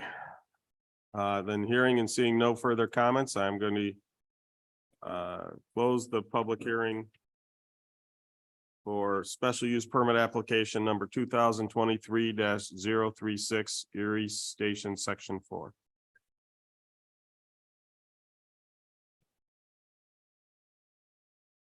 What do folks think? We've got the two resolutions. Do we want to add some conditions the ones I've noted would be that the right of way for the cul-de-sac must abut the south and west property lines. It does currently, but there's people who want assurances. That the buildings are no closer to the property line than any of the existing buildings in the other sections. That townhomes are no closer to existing townhomes than the current gaps in sections 3 and 4. And that they maintain a consistency of architectural view. I don't know that I have, there was a question about, do we put a condition in there about lifts to the second floor? I don't know that I personally feel that need. I understand it. Would it be better? Yes. Is it a requirement? I don't know. Well, we've got. Because 20 you have the first floor. I we have understand. 28 first floor units. Right. Um, I understand it. That's why I'm just. Yeah. And if there's a need for lifts, I'm sure we'll put them in. I do know that we did have another senior where that was one of the things that I brought up, that they had bedrooms on the second floor, and I was like, why? And then all of a sudden I remembered I'm considered a senior now and I can do stairs, so. So I mean, I know there are people out there, I would imagine that would be more of a logistical rental issue, that if somebody can't do stairs and that's all you have left, they're not going to be able to go into those units.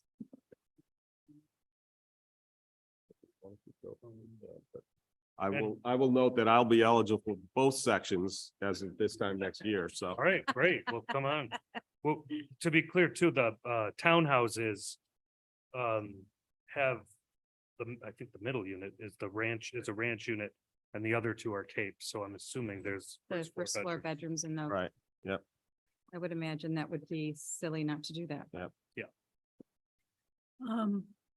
And I will note that we have our choice. We could vote on this now.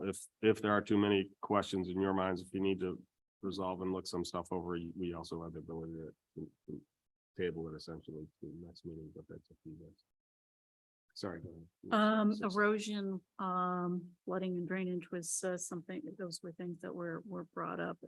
That's something that we can. We address. could put, basically, we can't address it specifically the way we usually handle that, as we put in I don't know if you could call it a condition, but we basically ask the planning board to pay special attention to that issue.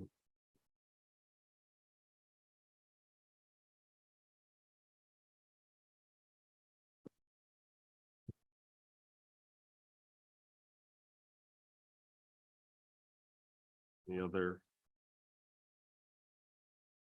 I don't know where people sit in terms of, well, I guess one of the things we could do is what benefit, I think one of the issues is we all know senior housing right? is needed. I mean, regardless, we need senior housing. We are aging, we're staying around longer, and people are looking for things like that. So that's one of the things that always is prevalent in my mind is, I hear it numerous times, people looking for senior housing. And rentals is what they're looking for because retirement communities and nursing homes are so outrageously expensive. Supervisor, in terms of the architecture, I would suggest the condition specify who's to make that determination. Perhaps you could say subject to the discretion of the planning board. Sure. And as it relates to the setback, that's to the south, correct? The setback as compared to the existing buildings? Yes, Looks, okay, so you may want to specify that as well, as compared to the, unless you can actually, if you know what those setbacks are, that'd be even better, but. I'd be fine with using the number 35. It's not an exact measurement because the lines are, but I'd be fine with just using 35 That's fine. Okay. instead of saying no closer setback to the south. Minimum. Setback 35. Yeah, I would. Do we want to do this, Don? I can put these together, send them to you and have you update the resolution before we. I'm just, there's a lot of these notes and they're more notes than they are, for lack of a better way to put it, legalese. Let me go through and just read what the other. Where's 355? Are you, is the board looking to move this evening? Is that what we're talking about? If you're willing, we'd appreciate Right. getting moving with the planning board. And, Don wanted to, if you wanted to approve the conditions that you state verbally, Don can type up the resolution after the fact. Yeah, we don't typically act that way. Like I said, what I would do is I would send it to. I would just basically. We will table this for later in the meeting. We'll move on. He can work on it. And then we can pick it up then. Is there anyone who feels it needs to be tabled to a subsequent meeting?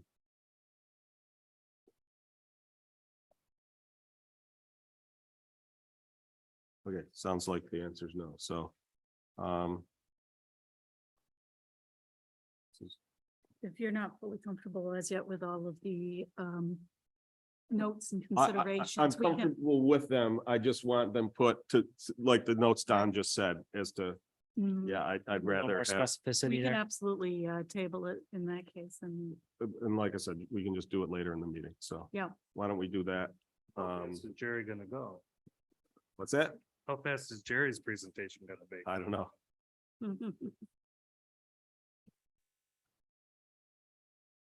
And then to the clerk's office, if you could just email me the Word document for that resolution, I will add these conditions to it. The one, yes, so Becky, if you could send the Word document to Don for the special use permit approval, 355. The one I see on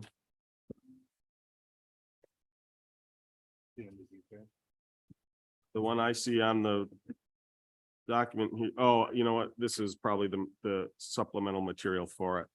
Thank you. I'm sure it's in the resolutions only. Before you guys go, let me just read the other conditions that were already on this. So the other conditions that were already present, all for sale townhomes shall be designed, built and operated in accordance with the design and operational criteria as indicated in the conditions for the former special use permit application as set by resolution 14-158, 2005. Prior to the issuance of a building permit as indicated in Schedule A. So those are the old conditions. Those aren't changing. Okay. The applicant and subsequent owners of the property may not enter into a lease of a unit unless at the time of such lease, such unit will be occupied by at least one person 55 years of age or over. The applicant and subsequent owners of the property may not enter in an agreement for the sale of a unit unless at the time of such sale, such unit will be occupied by at least one person 55 years of age or older. And any homeowners association formed in connection with the sale of such units shall enforce the requirements that at the time of sale, such unit will be occupied by at least one person 55 years of age and older. The developer will observe all setbacks with regards to the existing properties, including the transitional buffers detailed in Town Code 295-60E. Development of the proposal shall require site plan review by the planning board. And the developer shall provide security as per section 295-34N of the code. And then, like I said, you heard the ones that we were looking to add for the right of way, the minimum setback to the south of 35 feet. Consistency of architectural appearance, subject to the discretion of the planning board. And then a request to the planning board to pay special attention to erosion and drainage. Okay, sounds great. Oh, there was, I don't know what the current number is, so I don't know how we're gonna want to word that. I don't want one of the I didn't want one of the when you're up against the existing townhomes, they should be no closer than the spacing of the correct.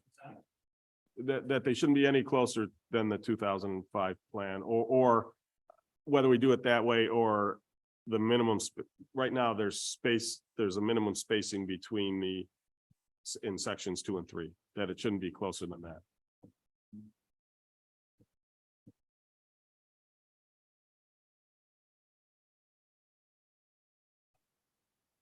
I don't.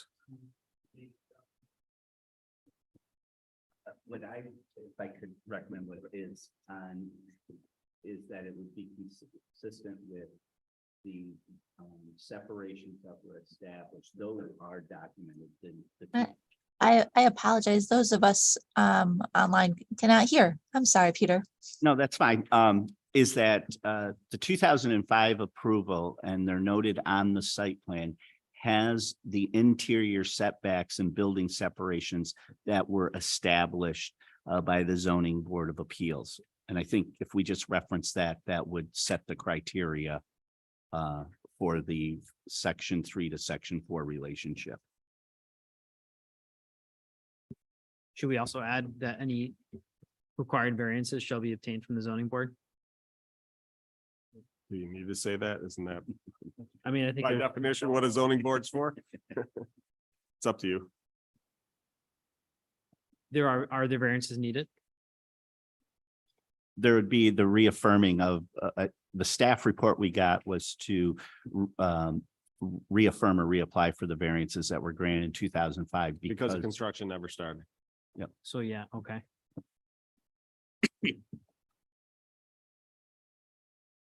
I'm hoping I can read your notes, Supervisor. So you're done, right, Brett? Done? Okay, thank you. Thank All right, thank you for your time this evening. We'll be back in a few moments. Okay, next up, we have special use permit application number 2023-037, Skyworks Middle Road to construct and operate an equipment rental and sales facility. How you doing, sir? I'm doing great. Good evening, Mr. Supervisor, members of the board. My name is Jerry Goldman. I'm the attorney and agent for Skyworks LLC, whose affiliate is a contract vendee of the property located at the southwest corner of Middle Road and Calkins Road. We are here tonight on a special permit application to allow for the establishment of a new Skyworks facility. They're looking to locate from their existing smaller facility in the town of Gates and have spent a lot of time looking for a site and have settled on this particular site, which is a 9.23 acre plus or minus parcel for a building which is approximately 38,000 square feet. So it's not particularly dense. The property is located in the B2 zoning district. And this particular use for Skyworks, which is an equipment sales and rental facility, is allowed with a special permit from this town board. On the west side of Middle Road, we will be consistent with our neighboring properties to the south. South of us is Anderson Rental Supply. ABF Trucking is further south in along the west side of Middle Road. On the east side of Middle Road, there is a medical facility. And we believe that we are consistent with the overall neighborhood in which we are looking to locate. It is actually also adjacent to the Genesee Expressway, the 390 Expressway to our west.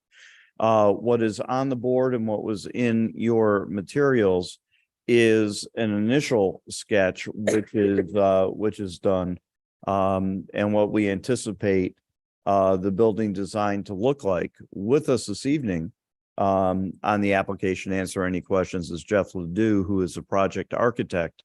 Also with us this evening are Jeff Jenkins, who is the branch manager of the existing Skyworks location. Matt Tomlinson, the project engineer, is available on Zoom. And in addition, Steve Moore, owner's representative, is with us this evening.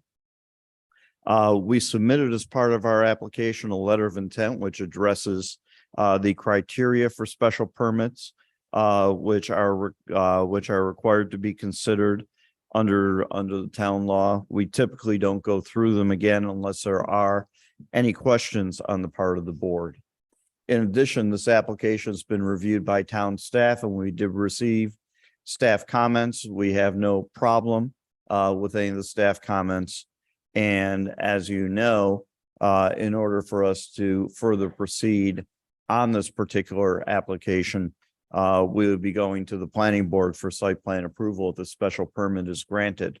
One of the major features that we have for the site, and which has been desired by the town, is there is no direct access to Calkins Road. Our access is going to be on Middle Road. Our plan itself does not have a full landscaping plan, which will go before the planning board. But the idea is to minimize the visual impact on Calkins Road. The area that we have for vehicles will be located behind the building, to the south of the building and away from the Calkins Road frontage. So we think that we are fully in compliance with the standards which are located, which are found in the town code. We believe that we have directly addressed concerns that have been expressed to us to date relative to site design. And we would request this board's granting of the special permit to allow us to move forward with the planning board site plan process. I know you've had a long evening so far, and it looks like you may still have a long evening. So I will cut off our presentation at this point, and our team will be available to answer any questions that the board may have. Jerry, it looks like you made some of the staff, right? So like you'd had that meeting with staff to go over. It looked like to shield the loading dock, so it wasn't so obvious, right? That's been added from the looks of it on the drawing. Is that correct? Correct. Yeah. And we're going to continue to refine the site plan to minimize the impact on other properties. Yeah.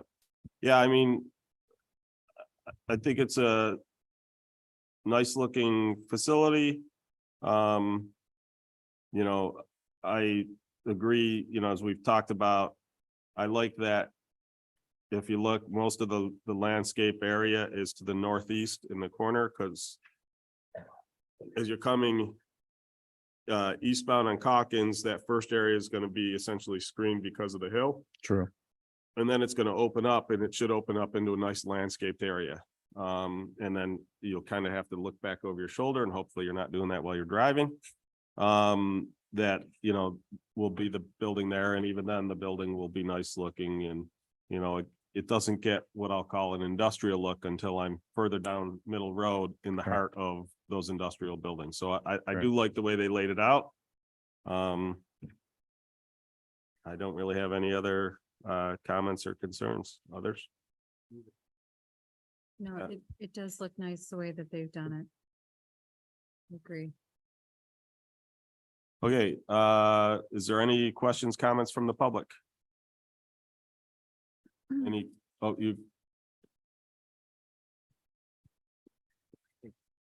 Mike Stafford, 32 Essex Drive. I'm just curious if Skyworks is going to pay their fair share of taxes, or do they plan on asking Comida for tax breaks?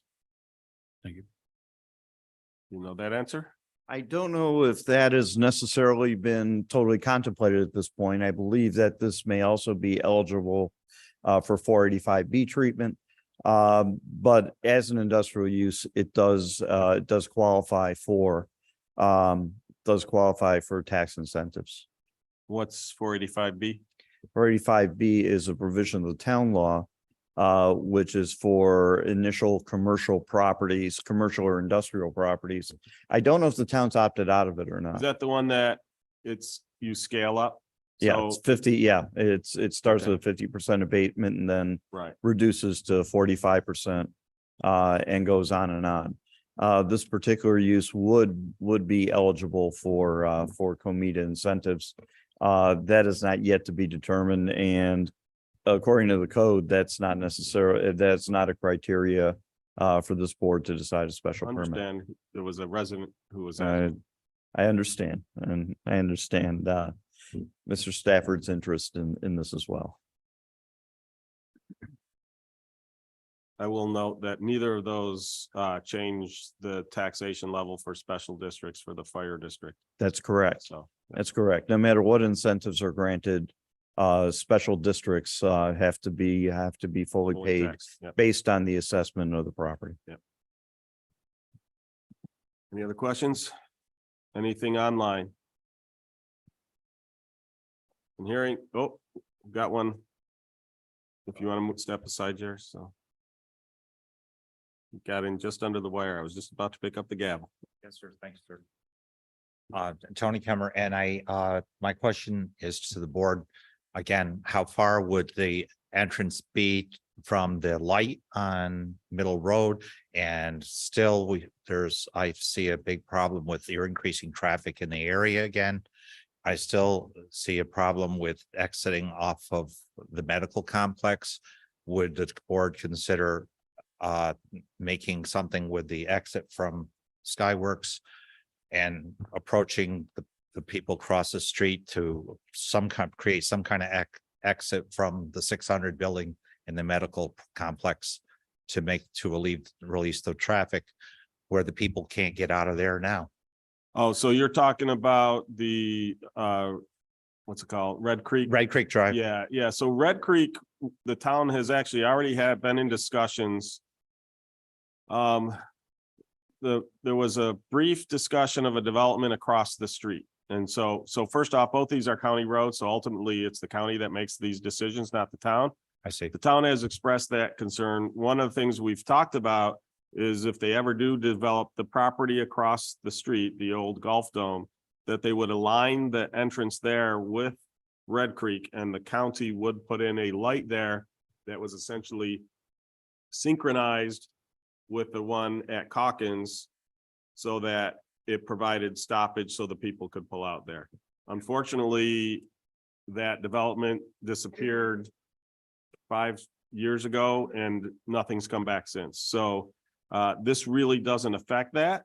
Like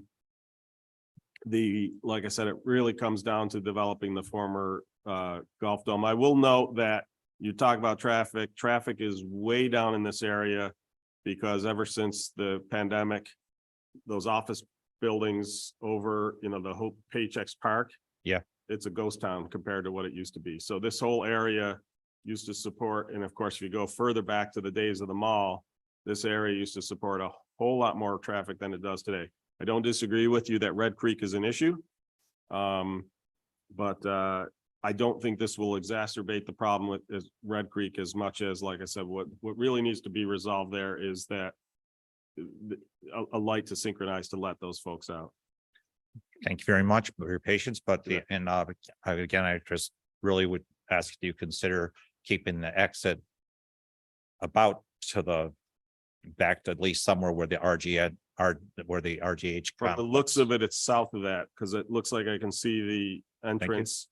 So it's in between, it looks like it's in between the two. So there's two entrances to this property, just like there's two entrances to the RGH. Okay. The truck entrance is to the south of the RGH one.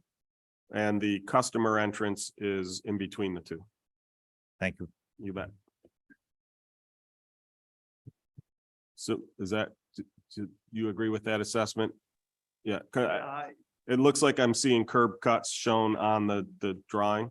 Yeah, that's where the curb cuts are located, and the intention is to keep them as far away from the Calkins Road as possible, and that's what we've done with the passenger, if you will, the customer entrance being the northerly entrance, but the truck entrance is well further south on the site. Yep. It's a pretty deep site in the whole scheme of things. If you've driven down there, you can see it's a pretty large site. It looks to me like there's plenty of time for, even if somebody comes flying around that curve, there's plenty of time for whoever's turning out into or out of this area to avoid that. So. Okay, anything else?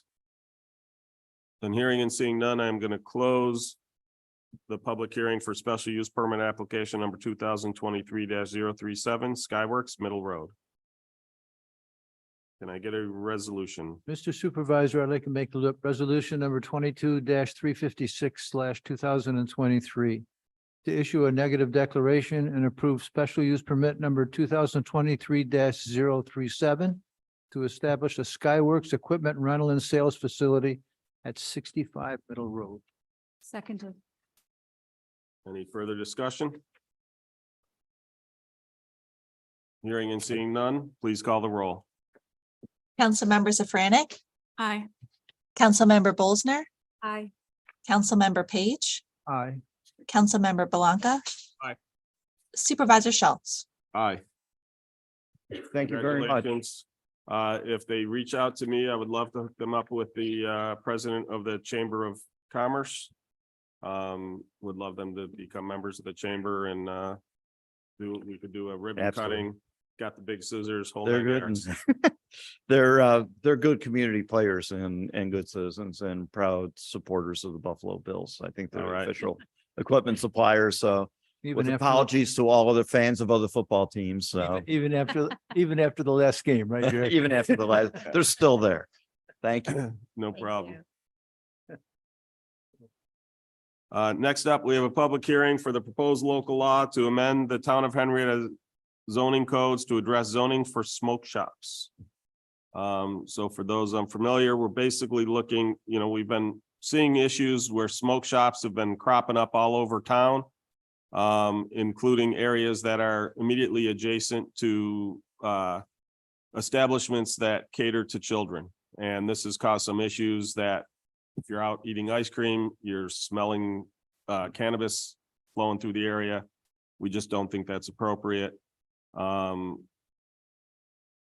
That gets into the whole issue whether there should be cannabis there or not. There shouldn't. But the point is, a lot of these smoke shops are kind of trying to skirt the law, it looks like.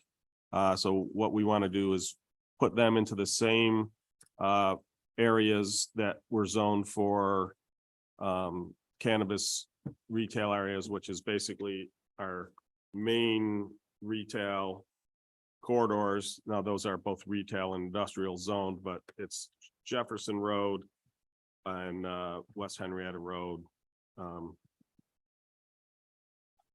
That's about it. So any questions, comments? Well, I think this board is aware of my feelings on the matter that there seems to be a lot of smoke shops that have been cropping up all over town, and I don't know that that's the appearance that we want to send. But also even smoke shops that carry tobacco products or vape products and things like that appear to be marketing towards younger people who we know are vulnerable to those types of addictions and can cause long-term impact on young bodies. So obviously, those smoke shops that are already in existence will be grandfathered in. And if there's a location that seems appropriate, but is not within that district, they can certainly apply for special use permits in other areas. But I think this could, this will help help the town overall. Just to be clear, going forward, they won't be able to get a special use permit in an area that's outside the cannabis area. Ah. So Thank you. it restricts them to that area. Area. Yep. They will still need a special use permit to go there, but this will prohibit them from opening up, on East Henrietta Road near the high school, for instance. Right. I agree with Councilmember Safranik. They're just going up everywhere and that it's more than, that they're doing cannabis. You can smell it in the parking lot. So I think that they just thought that they could put those up wherever they wanted to and then gradually, slide it in. And I really think we have to take a stand on this and I'm grateful that you've brought this up and that we're looking at this. All right. Any public comments, questions? Anything online? Then hearing and seeing none, I'm going to close the public hearing for the proposed local law to amend the Town of Henrietta zoning code to address zoning for smoke shops. Next, you ready, Don? To get close, so I can close Okay. to ready. Do you mind?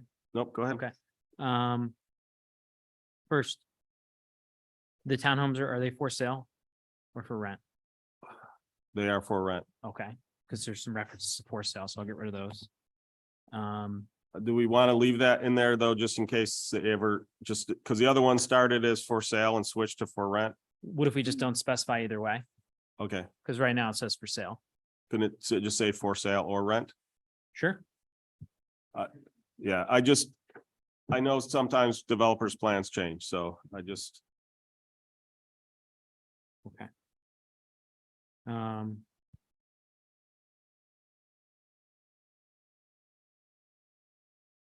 There's an existing condition. I don't know if this covers what we talked about or if it's separate, but it says the developer will observe all setbacks with regards to existing properties, including transitional buffers.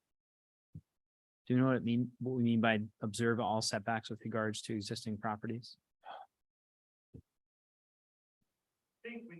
you come up to the mic before you speak. Yep. That's a condition that's, No, I saw that. I just, That's already in there. yeah. That should cover it then. I would just like to clearly, can we at least highlight that? I just want to make sure, I don't know what the setbacks for there currently are. I would just want to the south, I would want, with a minimum setback of 35 feet or whichever is greater, something along the, I don't know, something, I just wouldn't want that to get any closer to 35 That's fine. to the south.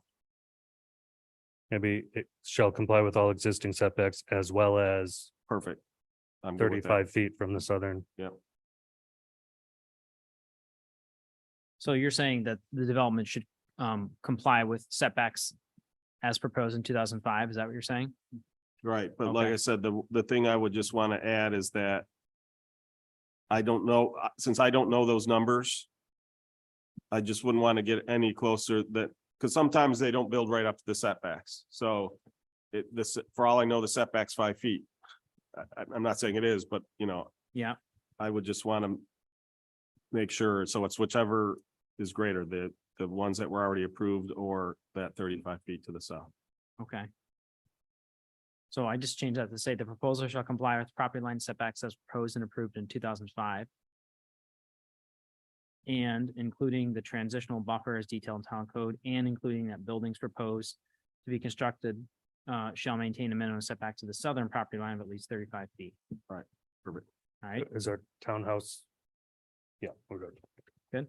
And then the proposed cul-de-sac shall abut the adjoining property at the southwest of the property. I would say the right of way, because we don't want the cul-de-sac itself.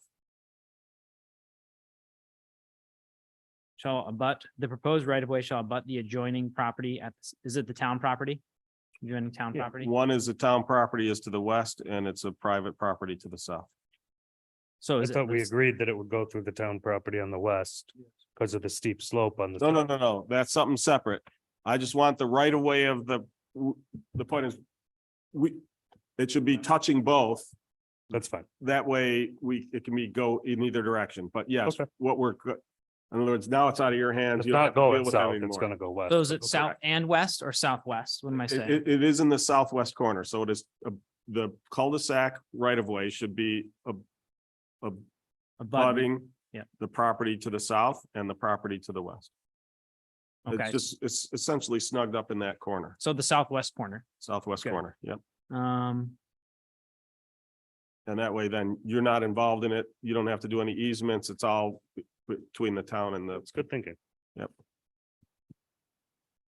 you have a note about reinforcement of walls at a condition or? I didn't know, no, that was where we wanted the planning board to pay special, if they don't have a diamond next to it, a triangle next to it, it wasn't one. Okay, But that was we handled that with we want this planning board to pay special attention to I have a- erosion and drainage. I have a proposed condition for drainage and erosion control, given the notes here. I have the drainage and erosion control shall be sufficiently designed and implemented, all to the satisfaction of the town engineer, including in accordance with laws and regulations, and all subject to approval by the town of Henrietta Planning Board during its site plan review. Good with that. Yeah, that makes sense. I'm gonna read this through and then I'll send it out to everybody, Sounds good. and I'll let you know when I'm done with that. Okay, sounds good. Okay. Next up, we have a presentation for the 2024 tentative budget. How did we determine how we driving this? Becky's driving.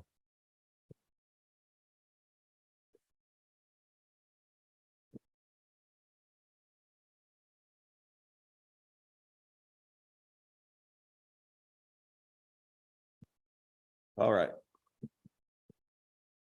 Go ahead and advance. So in 2023, like everybody else, we had some supply chain issues. It delayed a number of projects and purchases. Anything that we went to purchase in 2023, the funds will be encumbered in 2023. Doesn't mean they'll necessarily be spent, but they're essentially 2023 funds. The sales tax revenues are well ahead of projected levels. They are not to the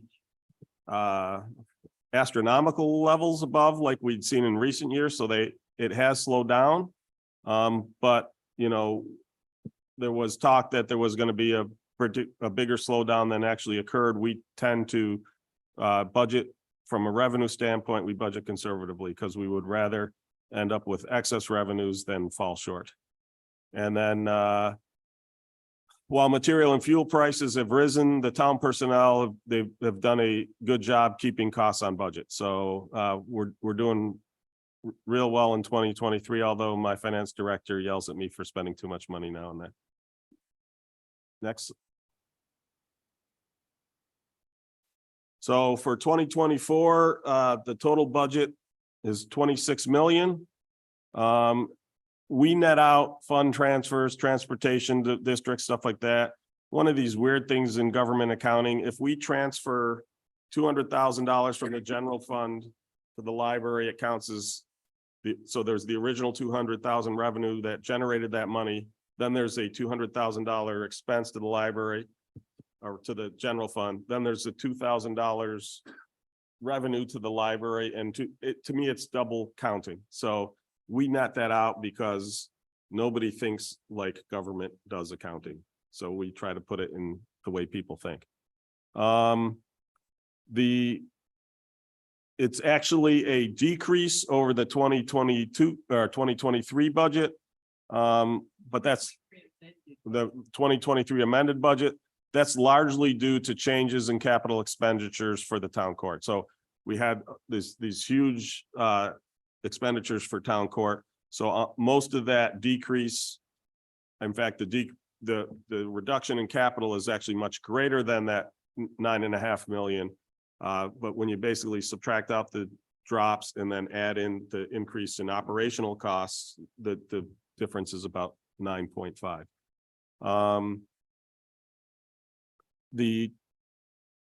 As mentioned, the 2023 amended budget included funding for capital projects for the town court, sewer and drainage garage, and park and recreation enhancements. If you haven't noticed, we put in new pickleball courts. We greatly upgraded our basketball and tennis courts. We're upgrading the baseball fields. We're converting one of them to a full-time football field. And we've been doing a bunch of work at the golf course. As well as new town parks, a couple new town parks. We're putting bathrooms at all of our parks, things like that. So that's where she yells at me for spending a lot of money. Next slide. So this is an eye chart. In fact, I know I will fail. I could pull this up on mine, but this basically gives the general breakdown. One of the things that the general fund is typically funded all with sales tax and mortgage revenues and fees, stuff like that. Most of the tax, property tax collected goes to fund the library and the highway. And then obviously, so that's the portion above the first major addition line. The second below are all the special districts.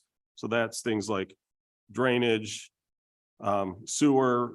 Now those ones are more on unit based than ad valorem, which basically means value of the house. But there's also park districts and stuff like that. So this is in there. It'll be online if somebody really wants to dig into it. I'm not expecting you to dig into it right now. Next slide. So this is just showing year over year. So you can see the steady growth. Last year's had that huge spike and you can see that giant increases, that massive amount of capital expenditure. A lot of that came from ARPA funds. And again, we had during COVID, there was a massive amount of online sales and even more than local sales, but basically sales tax revenues went through the roof. With the crazy real estate market, mortgage tax revenues went through the roof. So there was a lot of windfall money that year. One of the things one-time funds, you do not want to make that part of your operating expense, because that's how it leads to future years where I then have to raise my taxes 16% to make up for the loss of that shortcut. So that's why those were used for capital expenditures. Next slide. So I always get this question in the terms of real growth versus total growth. Real growth is basically due to new construction, enlargement, and improvements of existing properties, things like that. Total growth includes both the real growth as well as growth due to increases in the market value as reflected by a reassessment. For those who haven't been paying attention, the real estate market has been going crazy as of late. In 2019, the median home value in Henrietta was below 150,000. In this past summer, it was over 275,000. So property values have almost doubled in 4 years. People always ask the question, if the bubble bursts and market values go down, which is not very common, but if they go down, will assessments go down? The answer is yes. Assessments reflect, I won't say the current market, they reflect the market from the year before. Under New York State assessment law, next year you'll be assessed on what the value of your property would have been if it sold at July 1st of the previous year. This year, real growth was just over 2.3%, and the total growth was about 16.7%. So about 14.4% was due to the rising real estate prices. So that's what the average assessment increase was. People always say, so, you know, when we hold the levy flat, if my home goes up in assessment, will I pay more in taxes? Not necessarily. If your home went up in value by less than that percentage, you'll pay less. If it went up by more than that percentage, you'll pay more. It's a little more complicated than that because we're one of the only, in fact, we are the only taxing authority in this area that has held the levy flat for 5 straight years. Everybody else has continued to increase the amount of taxes they collect. We have not. Next slide. So the projected tax levy for 2024 is 4.5 million. So in 2023, it was 4.3 million. So this is the first year we're looking at potentially for increasing our tax levy. We don't necessarily have to. We have fund balance that we could potentially cover it, but now you're starting to get your fund balances starting to get low. We're still within that 19 to 25% range that we're expecting. The fear we have is that the following year, in other words, we won't have a lot of money to offset. Every year we've been offsetting the growth in the costs with those fund balances. You will largely deplete that. And so it could result in a significant increase this year, but this gets into the philosophical. I don't know if philosophical is quite right, but the question is are residents better off keeping that money in their pocket today and then next year seeing a bigger spike, or would they rather see us transition to 2 smaller increases? That's something this board's going to have to decide, because we can structure this either way. Next slide.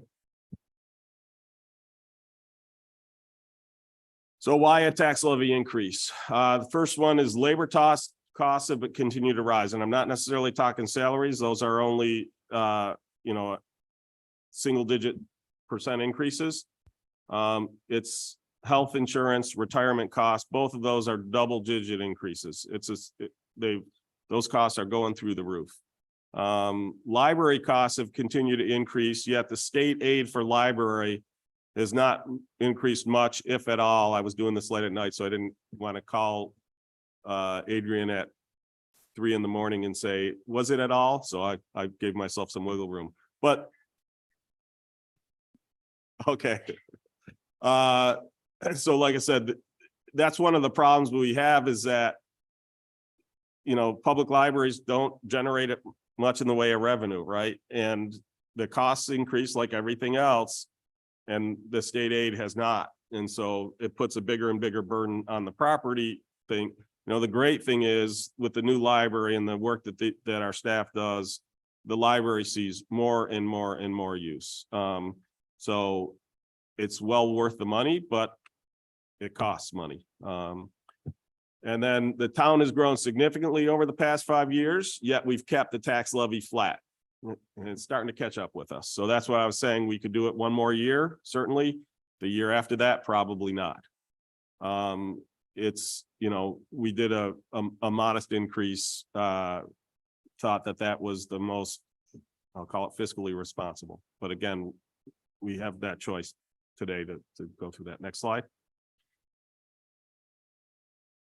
So again, just to put some numbers behind it, personal and benefit costs have risen basically by 11.6%. The equipment purchases and contractual services have risen by 6%, and the town's portion of the library costs have risen by 5.3%. So all those costs are going up, and the that's why we're looking at, I think 200,000 is roughly a 4% increase. Next slide. So one of the things that is not contributing towards that is the construction of the town court. That again was largely paid from one-time expenditures, one-time revenues such as ARPA funds. Capital expenditures have dropped from 2023. It's a 94% decrease. It's pretty easy. I'm not spending, you know, the $10 to $12 million on all those projects. It's easy to see where it goes down. But again, those were one-time funds. They don't really reduce the operating expenses and operating revenues. They don't change either of those. Next. So, of course, our positioning is just perfectly bad, but it's a 9.5 decrease in the town's tax rate. So even though we're increasing the tax levy because of the growth in the town, the tax rate will actually drop. The result is an anticipated town tax rate of 96 cents per thousand of assessed value. Well, actually, I have a slide in there that addresses it. Next slide. That's an incredibly low rate. So I will note some things on here because I always hear people say, you said that this was going down. What we're talking about today is only the town portion of your tax bill. The county is separate, the school district separate, the fire district separate. This is just the town portion. It's less than 4% of all the taxes you pay. So if you pay $10,000 in taxes, property taxes, 400, actually about 360 comes to the town. That's it. So, you know, one of the other things is I've talked about, we always people say you're raising assessments to bring in more tax dollars. We're not. Raising assessments do not bring us any additional revenues to the town. Assessments just determine who pays what portion, not how much we collect. How much we collect is set here at budget time. But what it does mean is, again, if your assessed value is less than that 9.6% drop, you're going to actually pay less in taxes. If your change in assessment was greater than that 9.6% drop, you're going to probably pay more in taxes. Obviously, if we didn't do an increase, it would be back to that average assessment. But because of the increase in the levy, it's about 9.6% is the threshold. Next slide. Just to give you a point of comparison, in 2023, we were less than 1/3 of the county average, which I probably shouldn't have. That's what happens when you copy from the calculator. It was about $3.70 per thousand. Again, we were $1.06 last year, and we're dropping to 96 cents next year if we go with this budget. So I think that's the first time in modern history that tax rate's below $1 per thousand for a town. That's pretty incredible. There is one town less than us, Riga, but that's because they have a huge land dump that pays all the town's property taxes. I prefer not to have a huge garbage dump. As I mentioned, it is possible to eliminate this increase, but it would deplete our reserves and likely mean a larger increase next year. Next slide. Some of the other stuff that other levies of special districts we talked about, drainage district would remain the same. Sewer districts would actually come down. They'd come down about $1.50 per unit.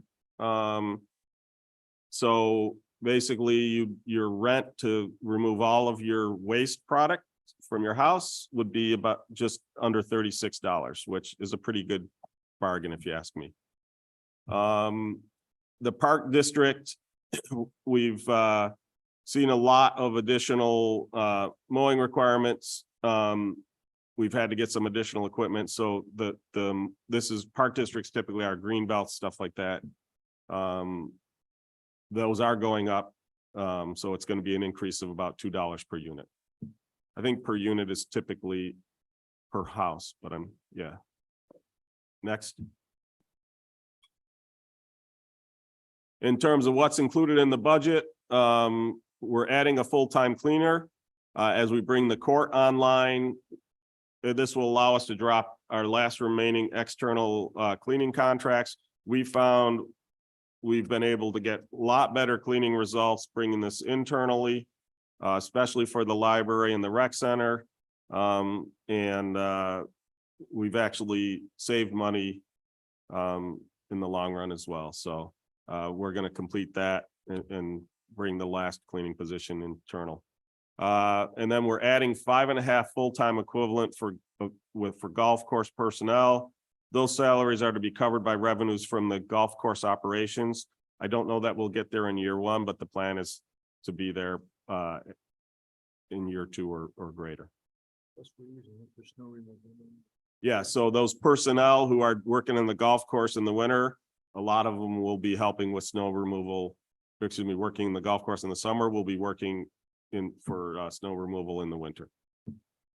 Thank you, Rick. Next slide.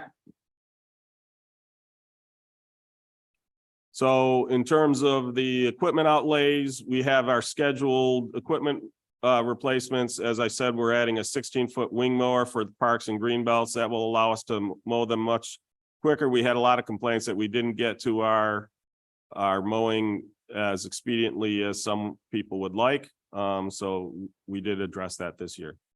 In terms of capital outlays, we're looking at a new golf course clubhouse and maintenance barn, and then the transfers from the general fund to the highway and library funds are considered capital outlays. Next slide. So this just basically shows the tentative budget by use. The big blue one, that is personnel services. I can't quite, what's the yellow one? No, the contractual service. Thank you. There's a lot of stuff that falls into contractual services, even stuff that you wouldn't necessarily think falls in there. And then the red is capital outlay. You want to pull the mic to you, Linda? The town's portion to the ambulance also falls in there. Right, thank you. For those who don't know, that ambulance is not a taxing authority. The town levies the tax for the ambulance district, and then we collect it and then pay it to the ambulance. Next slide. So this is where the funds for the, collected from the property levy go. Again, as you can see, the majority goes to the highway and the library. And then the other third is essentially those special districts. Next slide. So these are the changes that we've talked about in summary. Again, if we adopt this budget, it would be a $200,000 increase, but would also be about a 9.6% rate decrease. Drainage changes, those remain unchanged. They're not based off of value, so it doesn't really affect that. The sanitary sewer, again, we're looking at about a 4% decrease. And then the park district, we're looking at about a 4% increase. Should say. That should, yeah. Yes, thank you. It should say 4% increase, not decrease. Sorry, cut and paste error. Next slide. These are what we've heard from other authorities. So obviously the Rush Henrietta Central School District, theirs is out. That was about a 2.7% levy increase. But it resulted actually in a decrease in the tax rate, a significant decrease in the tax rate. The Monroe County information is not out yet. The Henrietta Fire District, they've announced it's about a 14.6% increase in Henrietta. I basically worked from their numbers and separated out the portion that's going to Henrietta and the portion that's going to West Brighton. That will result in about a 3.8% rate increase because the increase is so large. And then for the mobile health, the ambulance, it's a 3% levy increase, which is about a 7.4% rate decrease. Next slide. So one of the things you may be aware, we currently have a referendum that is on the ballot, and it's whether to build a water park or not. We should probably change that. It's not a water park that we're building a spray park. Thank you. Spray park. And the other, it does say spray park in the title. Yeah. It's a spray park, not a water park. It's about $1 million in capital expenses. That's the spray park itself, the building associated with it, a large parking lot running all the utilities, et cetera, and so forth. It's about $90,000 in operating expenses per year. That is based off of talking to other towns. We won't know the exact amount until the end of our first year, but that's our estimated.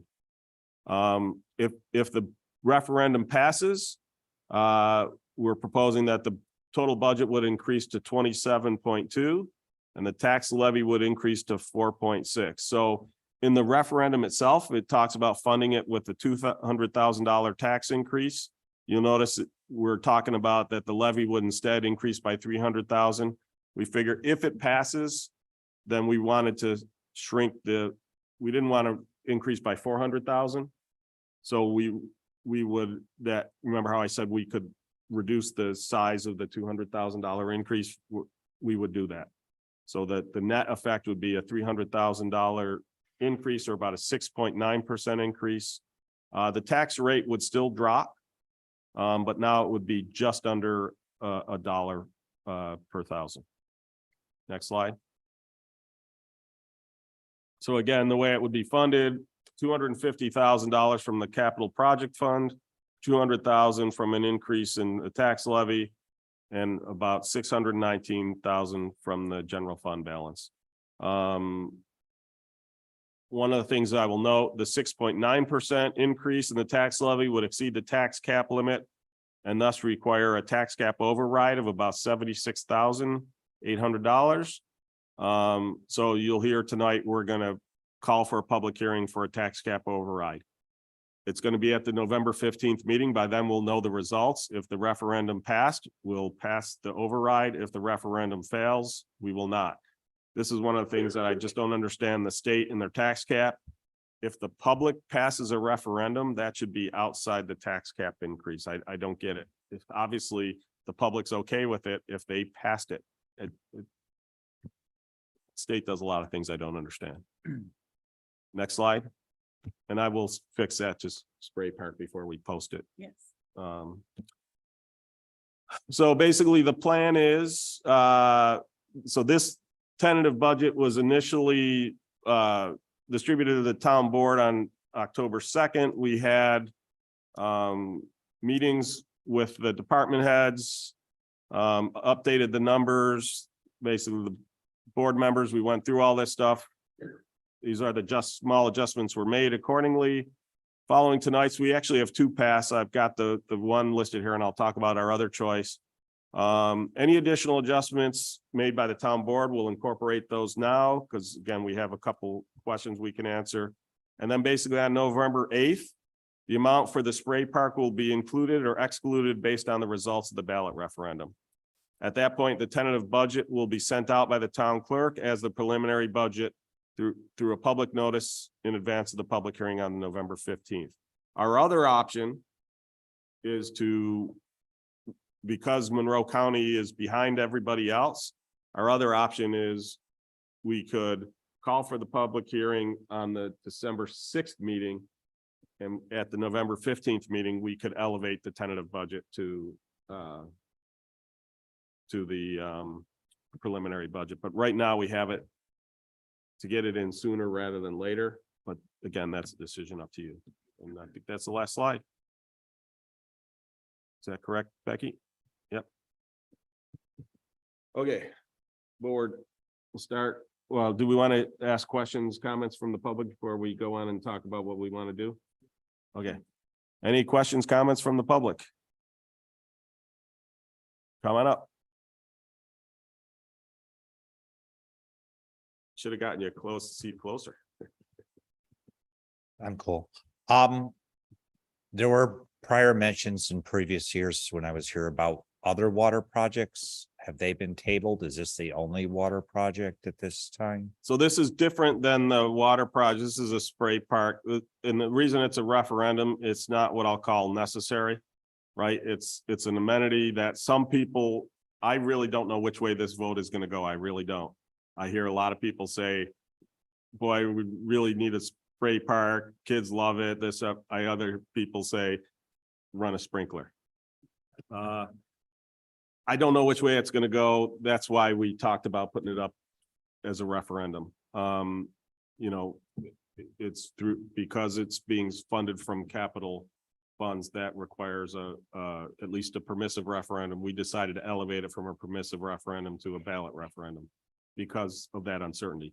In terms of the other water projects, we just finished the Middle Road one. And so we've got, with all the stuff we're doing with some, I'll call surprise additions this year, we've kind of put off the engineering of the subsequent ones until next year.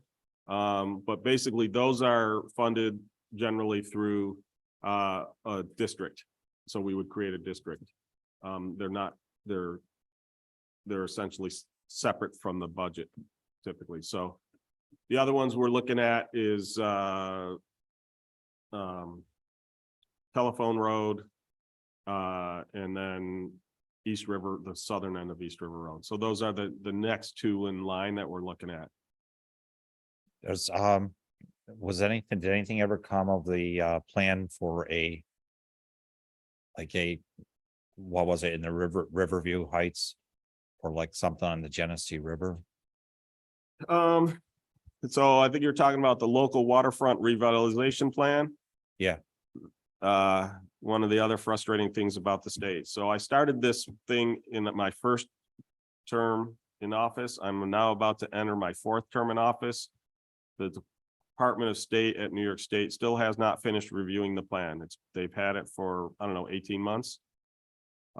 We just reached out to them today, as a matter of fact, and I copied in our legislators to hopefully that they can provide some additional impetus at the state to get the thing done. So we do have one proposal in, even though the plan's not done, it can only be for engineering and design grants. You can't actually receive funding for capital projects unless the plan has been approved. So all that stuff's on hold. To give you another idea how frustrating the state is, my very first year in office, the student was struck on East River Road. Yeah. We applied, we reached out to our legislators. Our Senator Gallivan was able to get us $750,000 to build a sidewalk down East River Road. We only recently got the release of the funding to do it. It's just ridiculous how long it takes the state to do anything. Yep. So Thanks for all you do. you bet. Other questions? Okay. What do you guys think? So again, we've got a couple of questions. Do we want to look at adjusting the budget so that if the referendum doesn't pass, there's no increase? Or do we want to do the small increase this year to potentially reduce the size of the increase next year?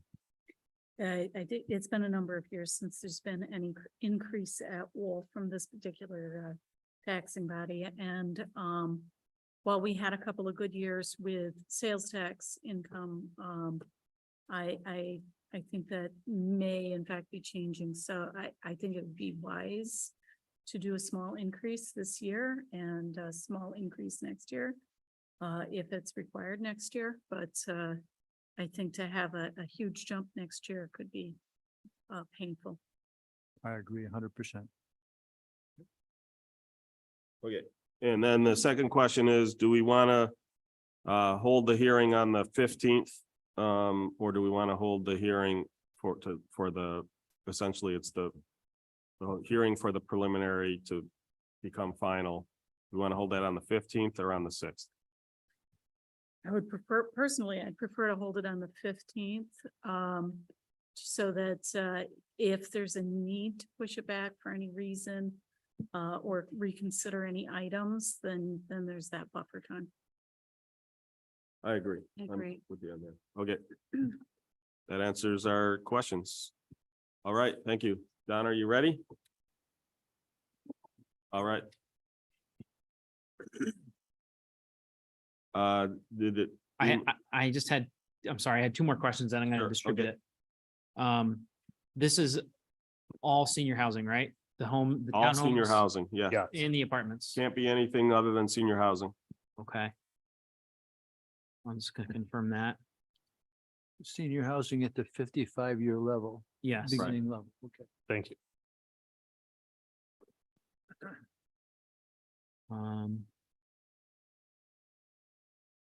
Okay, the last thing I highlighted, I think we went over this, but since it's the last thing, the proposed right of way shall abut the adjoining properties at the southwest corner of the property on which the development is proposed. Is that Works for correct? me. Yep. All right. Mhm. All right, I'm gonna send this now to you and Becky. Okay, so what I'll read the updated list of conditions and then whoever's got the resolution can put it forward.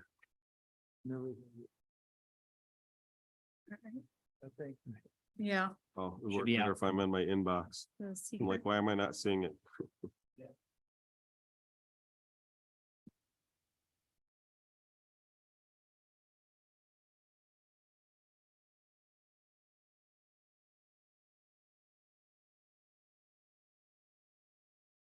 Okay, so the updated. There we go. Don, did you send that to everybody or just? Steve? Thank you. Okay, so you didn't change any. The highlighted one is the first one that changed, is that correct? 7?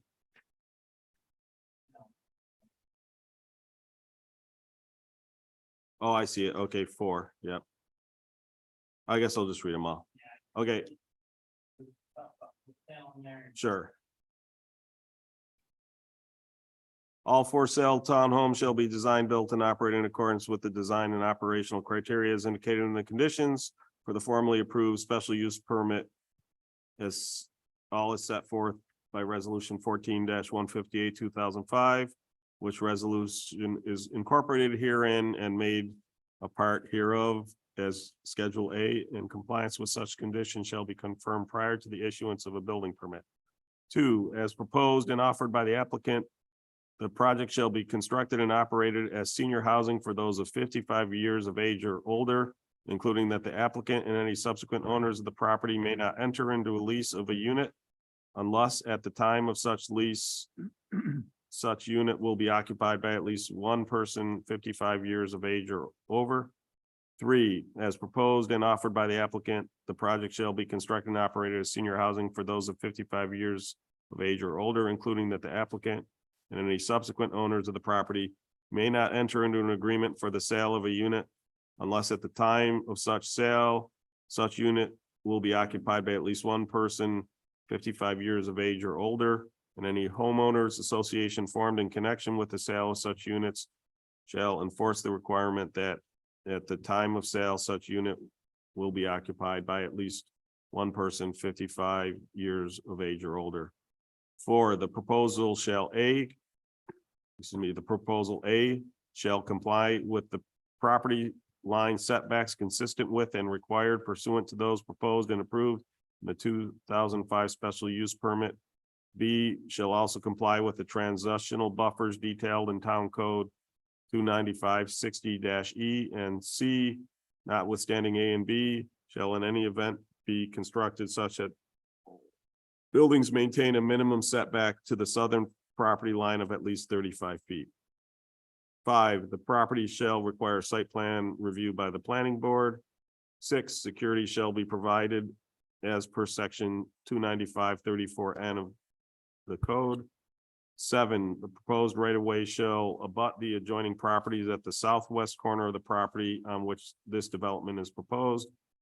8, the proposed apartment and townhomes shall be built such that they maintain building separation for other townhomes and apartment buildings equal to the building separation required for section 4 buildings as approved in 2005. 9, the buildings proposed shall be constructed such that the architecture is consistent with those buildings existing at Old Hitching Post Lane and Traditions Place, all subject to and in the discretion of the Town of Henrietta Planning Board during site plan review. 10, the drainage and erosion control shall be sufficiently designed and implemented, all to the satisfaction of the town engineer, including in accordance with all laws and regulations, and all subject to approval by the Town of Henrietta Planning Board during site plan review. And number 11, all required variances shall be obtained. Should that be by or from the zoning board, from the zoning board of appeals? Mr. Supervisor, I apologize. Can you read number 8 again? The proposed apartments and townhomes shall be built such that they maintain building separation from other townhomes and From the- apartment buildings. In phase 2 and 3, right? Was what your intent was. That was the I believe. intent, yes. Should we say, just say, and we don't have to include in, should we say from existing townhomes, Don? Yeah. That makes sense. Not from each other, it's the people next door who didn't want them crowded in their backyard.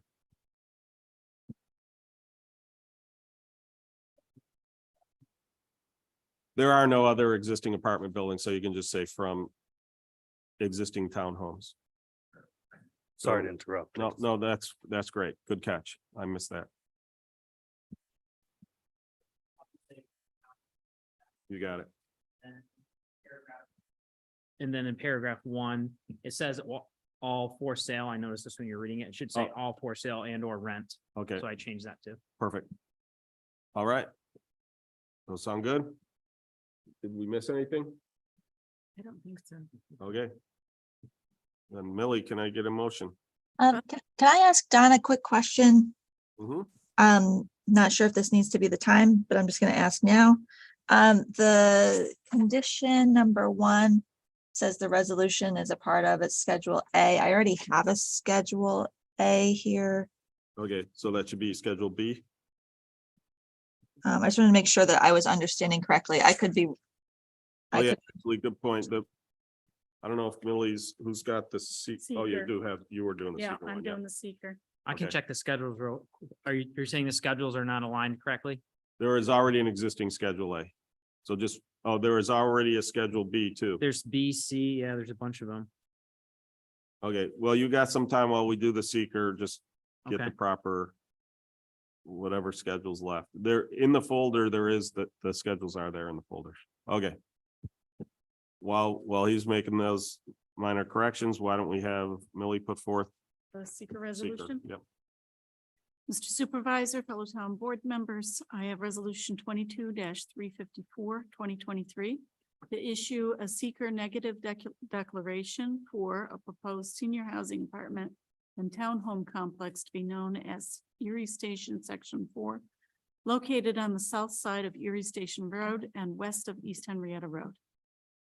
Second. Any discussion? Hearing none, please call the roll. Councilmember Safranik, Aye. Councilmember Bolsner, Aye. Councilmember Page, Aye. Councilmember Blanca, Aye. Supervisor Schultz. Aye. So just to clarify, internal to the special use permit resolution, I have Schedule A as being the original resolution from 2005. I have Schedule B as being the the BME letter of intent, and Schedule C as being the concept plan. That's what I see in the resolution. You agree with that, Becky? I thought there was a different Schedule A. I think there might be a Schedule A too. Yeah, I have a different Schedule A where number 1 says residential units shall feature no step entry porches. I think it's the Schedule A from the 2005 is the issue. I pulled up the resolution and that's not what I'm seeing on there. I'm sorry, I'm doing it live, so I could be missing it.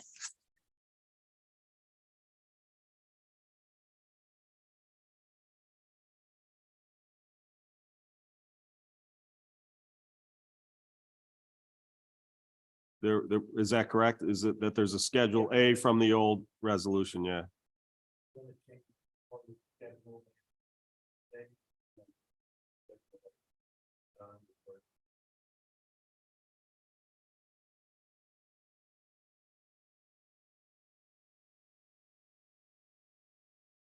It's up to you. I mean, it's resolutions. Yeah. So what I'm seeing here is that the 2005 resolution itself has a Schedule A, Correct. which we have attached to our resolution. I know, which could cause some, That's do you want to just call them exhibits instead of schedules? We can change them to exhibits. Okay. The fun legalese of town board stuff, that's right.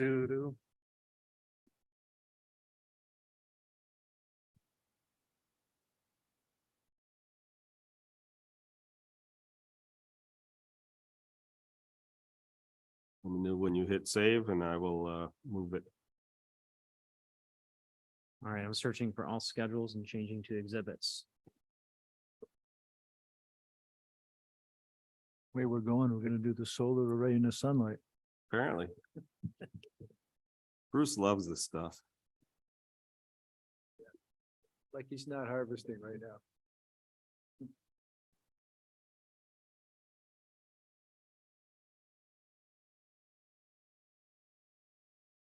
I think I got it all, Steve. Okay. Fellow board members. I have resolution 22-355, 2023 to approve special use permit number 2023-036 for a proposed senior housing apartment and townhome complex to be known as Erie Station Section 4, submitted by ESIV LLC to allow the construction of apartments and townhomes as recently amended by the town board through the town attorney. Second. Any further discussion? Hearing none, please call the roll. Councilmember Safranik, Aye. Councilmember Bolsner, Aye. Councilmember Page, Aye. Councilmember Blanca, Aye. Supervisor Schultz. Aye, Thank you very much. you bet. We look forward Congratulations. to getting back to work with the town. Sounds good. Thank you. Thank you.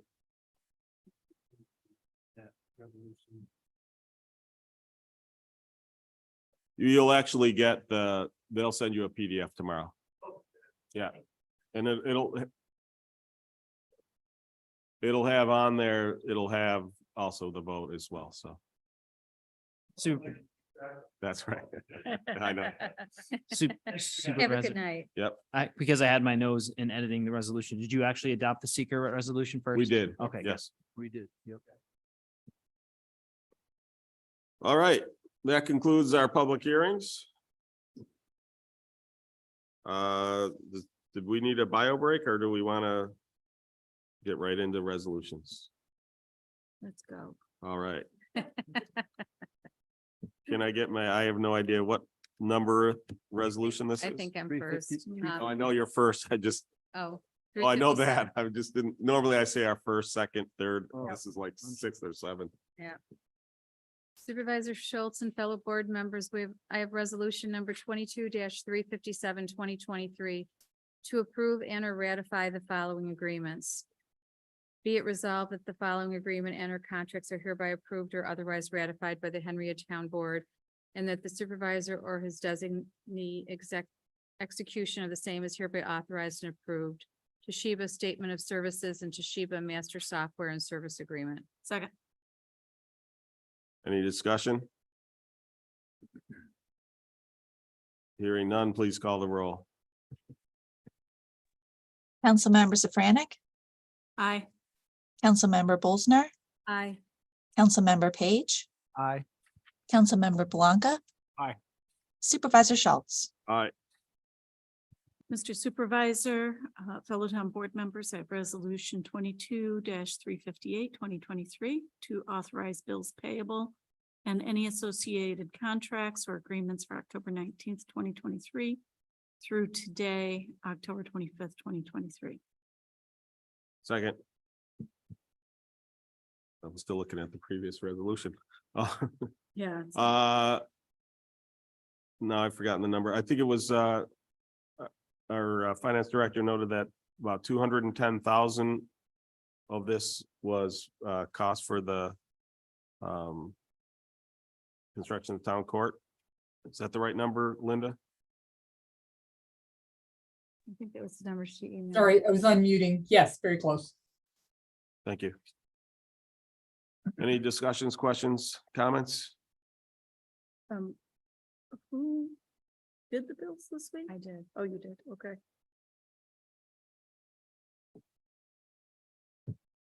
Any other questions, comments? Hearing none, please call the roll. Councilmember Safranik, Aye. Councilmember Bolsner, Aye. Councilmember Page, Aye. Councilmember Blanca. Aye. Supervisor Schultz. Aye. Fellow board members, I have resolution 22-359, 2023 to declare intent to be lead agency for a coordinated seeker review of and to call for a public hearing regarding incentive zoning application for a proposed solar array to be located at 55 Tobin Road. Second. Any discussion? Hearing and seeing none, please call the roll. Councilmember Safranik, Aye. Councilmember Bolsner, Aye. Councilmember Page, Aye. Councilmember Blanca. Aye. Supervisor Schultz. Aye. Mr. Superintendent and fellow board members, I have resolution number 22-360, 2023. To declare intent to be lead agency for a coordinated seeker review of and to call for a public hearing regarding an incentive zoning application for proposed solar arrays located between the Lehigh Valley Trail and East Henrietta Road directly south of the New York State Thruway. Seconded. Any discussion? Hearing none, please call the roll. Councilmember Safranik, Aye. Councilmember Bolsner, Aye. Councilmember Page, Aye. Councilmember Blanca. Aye. Supervisor Schultz. Aye. Supervisor Schultz and fellow board members, I have resolution number 22-361-2023 to declare intent to require payment in lieu of taxes pursuant to real property tax law, section 487, for 3 proposals by Green Spark Solar. Second. Any discussion? Hearing none, please call the roll. Councilmember Safranik, Aye. Councilmember Bolsner, Aye. Councilmember Page, Aye. Councilmember Blanca. Aye. Supervisor Schultz. Aye, we're gonna pause one moment while I deliver the letters to the recipients since they're here.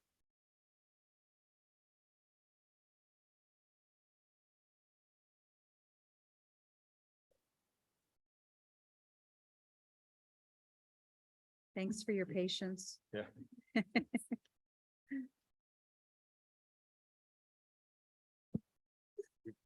You go from a meeting that had like next to no special permit hearings to one that was full. Yeah.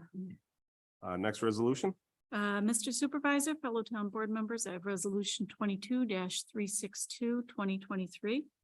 To call for a public hearing on a proposed local law to require payment in lieu of taxes pursuant to real property tax law, section 487, for solar and wind energy systems. Second, so this would just obviate the need to pass a resolution every time one comes up. We won't ever have to worry about, do we miss the, I don't remember what it is, 30, 60-day notice, so. Any questions, comments? Hearing and seeing none, please call the roll. Councilmember Safranik, Aye. Councilmember Bolsner, Aye. Councilmember Page, Aye. Councilmember Blanca. Aye. Supervisor Schultz. Aye. Fellow board members, I have resolution 22-363, 2023. Call for a public hearing on a proposed local law to amend the town of Henrietta zoning code to address duration of approvals. That's me, right? Yep. Second.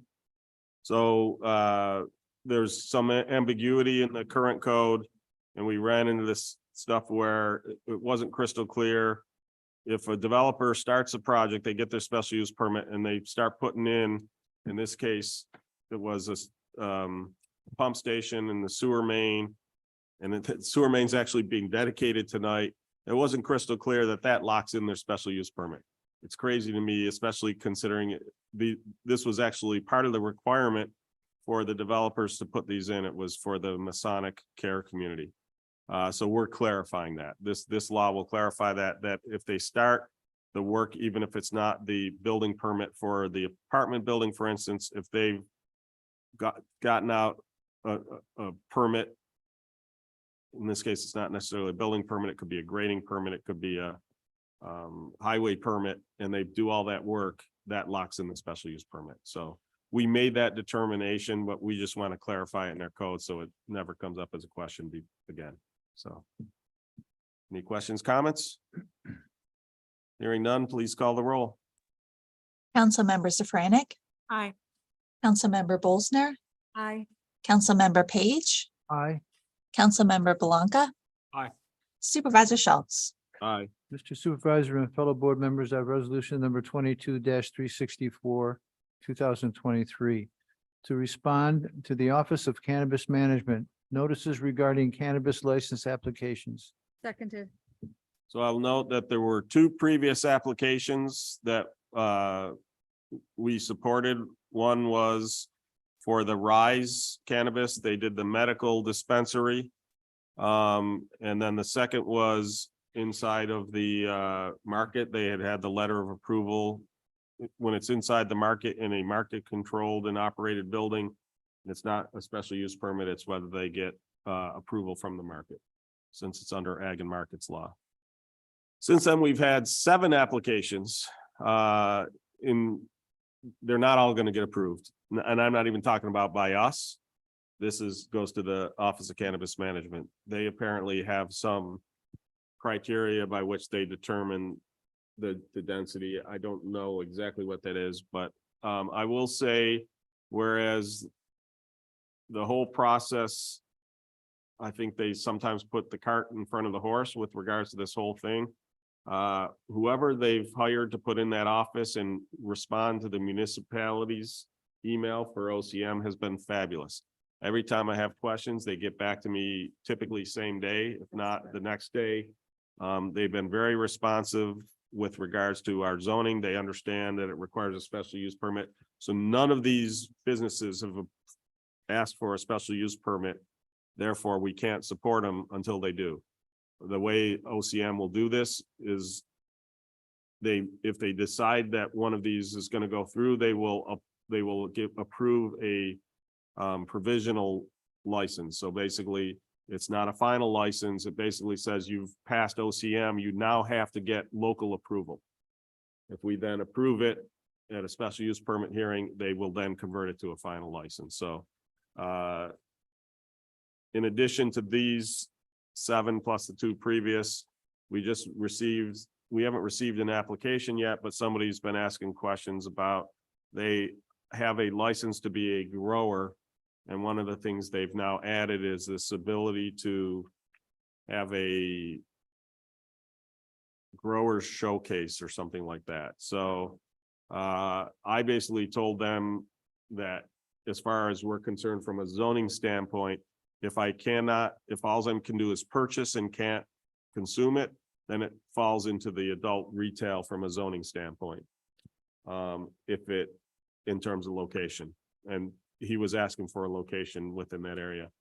If it's going to be like a wine tasting, it's not allowed in Henrietta. We opted out of that. Now, that may go back to OCM and they might require us to come back. I don't know. OCM hasn't fully defined that yet. So just letting people know what's potentially coming. We'll see what happens.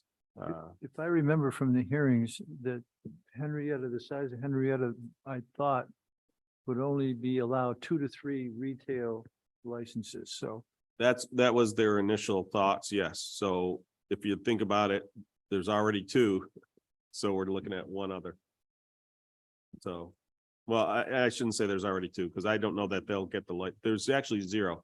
The only one we have today is a medical license dispensary. Now they are applying for a retail dispensary. I have no idea which of these will get it, but we'll see. Okay. Any other questions, comments? Hearing none, please call the roll. Councilmember Safranik, Aye. Councilmember Bolsner, Aye. Councilmember Page, aye. Councilmember Belanca. Aye. Supervisor Schultz. Aye. Supervisor Schultz and fellow board members, I have resolution number 22-365, 2023 to enter into a coordinated assessment program with the town of Rush. Second. So a coordinated assessment program basically treats the 2 towns as one entity from an assessment standpoint. What that will do is it will basically treat, again, Rush and Henrietta as one district, which will make presentation time when they are doing the school tax, it'll be much simpler because everyone will be essentially at the same value. There'll be 1 tax rate for the school tax for the 2 towns today. There's 2 different tax rates depending on the change in equalization rates. It's also, as we were looking at it when we were discussing with Rush, basically the combined salary would be less than what those individual salaries would have been alone. So both towns get to save some money in that regards. And then it helps Rush out, especially because today they're hiring a part-time assessor who works in another town that is not anywhere near Rush. They get half a day, essentially that assessor spends half a day in Rush. Under this coordinated assessment program, that would still occur. But now what would happen is if somebody can't make it in Rush during those office hours to meet with their assessor, they could schedule a meeting here in Henrietta and just travel up the road. It's not that far from the center from between the 2 town halls. So that'll help tremendously. And then again, the idea that we're then all going to be on the same, we'll make budget presentations, budget calculations as to what the tax rates, all that much easier for the school district. So it's a lot of benefit to be gained from doing this. Any questions, comments? Hearing and seeing none, please call the roll. Councilmember Safranik, Aye. Councilmember Bolsner, Aye. Councilmember Page, Aye. Councilmember Belanca. Aye. Supervisor Schultz. Aye. Mr. Supervisor, fellow town board members, I have resolution 22-366, 2023 to authorize advertisement of bids for a maintenance barn structure at the Riverton Municipal Golf Course. Second. So there'll be three portions to the bid. One will be to do the essentially the floor and any foundations if needed. If it's a pole barn, there might not be a requirement for foundations. It might just be a haunch slab. The second is the exterior structure itself. And then the third is the interior build out. So those could go to three separate contractors.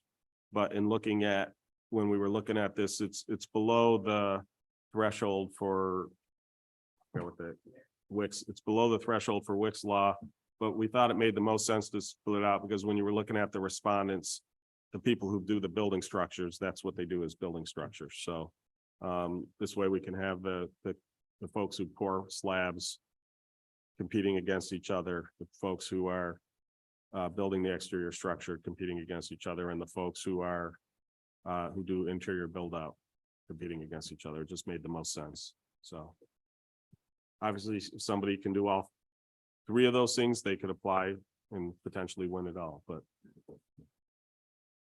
any questions, comments? Hearing none, please call the roll. Councilmember Zafranik, Aye. Councilmember Bolsner, Aye. Councilmember Page, Aye. Councilmember Belanca. Aye. Supervisor Schultz. Aye. Fellow board members, I have resolution 22-367, 2023 to extend the payment in lieu of taxes agreement between 5257 West Henrietta Road LLC and the town of Henrietta for the RIT Inn and Conference Center. Second. So for those who aren't aware, the RIT Inn and Conference Center is sort of this hybrid property. It's part student dorms, which are tax exempt. It's part hotel, restaurant, and conference center, which is not tax exempt. Would be nearly impossible to subdivide the two parcels. So years ago, they came up with an agreement to put this pilot in place. It's basically expired. We need it in place so that we can, the bill goes out in December. We'd like them to pay. They've actually already agreed to it. And then what we're going to do, because this hasn't been revisited in a while, we just didn't have enough time before the next payments due. We've basically put in the clerks have put on their calendar. It's scheduled for essentially 6 months before the extension ends, so that we'll be able to revisit it and make sure it still makes sense in the way it's configured. I do know, because our Monroe County Supervisor Association meetings are there, a number of other meetings we have there. The configuration really hasn't changed in terms of the amount of space that's used as dorms and the amount of space that's used as the conference center. But because again, it hasn't been reviewed in a while, we do want to make sure that that's done before we extend it again. So any questions, comments? Hearing and seeing none, please call the roll. Councilmember Zafranik, Aye. Councilmember Bolsner, Aye. Councilmember Page, Aye. Councilmember Belanca. Aye. Supervisor Schultz. Aye. Supervisor Schultz and fellow board members, I have resolution number 22-368, 2023 to accept the dedication of Middle Road Sanitary Sewer, the gravity section. Second, I was waiting for him to say Masonic Care Community. I'm sorry. Second. Oh, and the, Oh, I'm looking at, you're looking at. yeah, I'm on this one. Sorry. Yeah, so it was the Masonic Care Community. That sewer they put in has two sections. One is the pump station and force main that pushes it up the hill. And then it hits a gravity section, comes down the hill to Calkins Road and joins the sewer there. There are residents who want to connect to that new sewer. So it needs to be a public sewer before they connect. And the pump station is waiting for power from RG&E. So until that's up and fully operational, we're not going to take dedication of it. Any questions, comments? Hearing and seeing none, please call the roll. Councilmember Safranik, Aye. Councilmember Bolsner, Aye. Councilmember Page, Aye. Councilmember Belanca. Aye. Supervisor Schultz. Aye. Supervisor Schultz and fellow board members, I have resolution number 22-369, 2023, to authorize the supervisor to sign an out-of-district sewer use agreement with Keith S. and Kathleen M. Reed for their property located at 1811 West Jefferson Road. Second. So for those unfamiliar with these, it's basically somebody who is hooking up to an existing sewer, but they're not part of a sewer district. They're running along lateral, or they put in their own grinder pump and run a force main over to an existing manhole. So. Any questions, comments? Hearing and seeing none, please call the roll. Councilmember Safranik, Aye. Councilmember Bolsner, Aye. Councilmember Page, Aye. Councilmember Belanca. Aye. Supervisor Schultz. Aye. Mr. Supervisor, fellow town board members, I have resolution 22-370, 2023. Whereas Henrietta Public Library Friends and Foundation, Inc. has donated $1,310 dollars to the Henrietta Public Library for atrium recycling and trash bins. And whereas a check in the amount of $1,310 was received by the library director. Therefore, be it resolved that the Henrietta Town Board acknowledges this donation and thanks Henrietta Public Library Friends and Foundation, Inc. for their generosity. Second. Again, thanks for everything the Henrietta Public Libraries Friend and Foundation does for our library. And I think I'm going to be thanking them again for the next one. So. Any further comments or questions? Hearing and seeing none, please call the roll. Councilmember Safranik. Aye. Councilmember Bolsner, Aye. Councilmember Page, Aye. Councilmember Belanca. Aye. Supervisor Schultz. Aye. Fellow board members, I have resolution 22-371, 2023. Whereas the Henrietta Public Library Friends and Foundation, Inc. has donated $3,784 to the Henrietta Public Library for solar eclipse glasses. And whereas a check in the amount of $3,784 was received by the library director, therefore be it resolved that the Henrietta Town Board acknowledges this donation and thanks the Henrietta Public Library Friends and Foundation, Inc. for their generosity. Seconded. So we've got a big eclipse coming up. We expect to have a whole lot of visitors.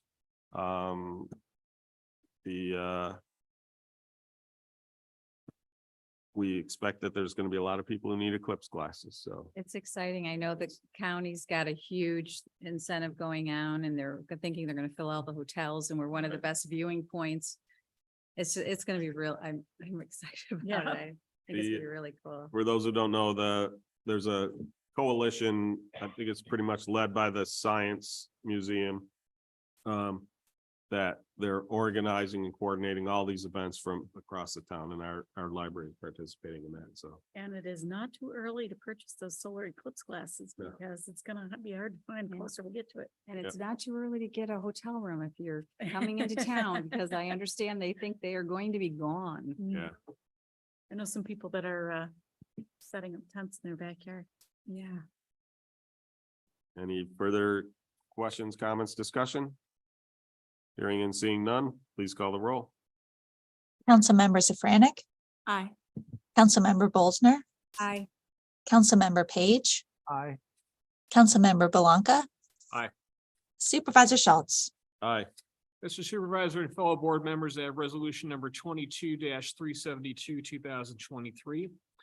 Whereas the Summit Federal Credit Union has donated $1,000 to the town of Henrietta Parks and Recreation Department for exclusive sponsorship of the Holiday Lights and Magic event being held on December 9, 2023.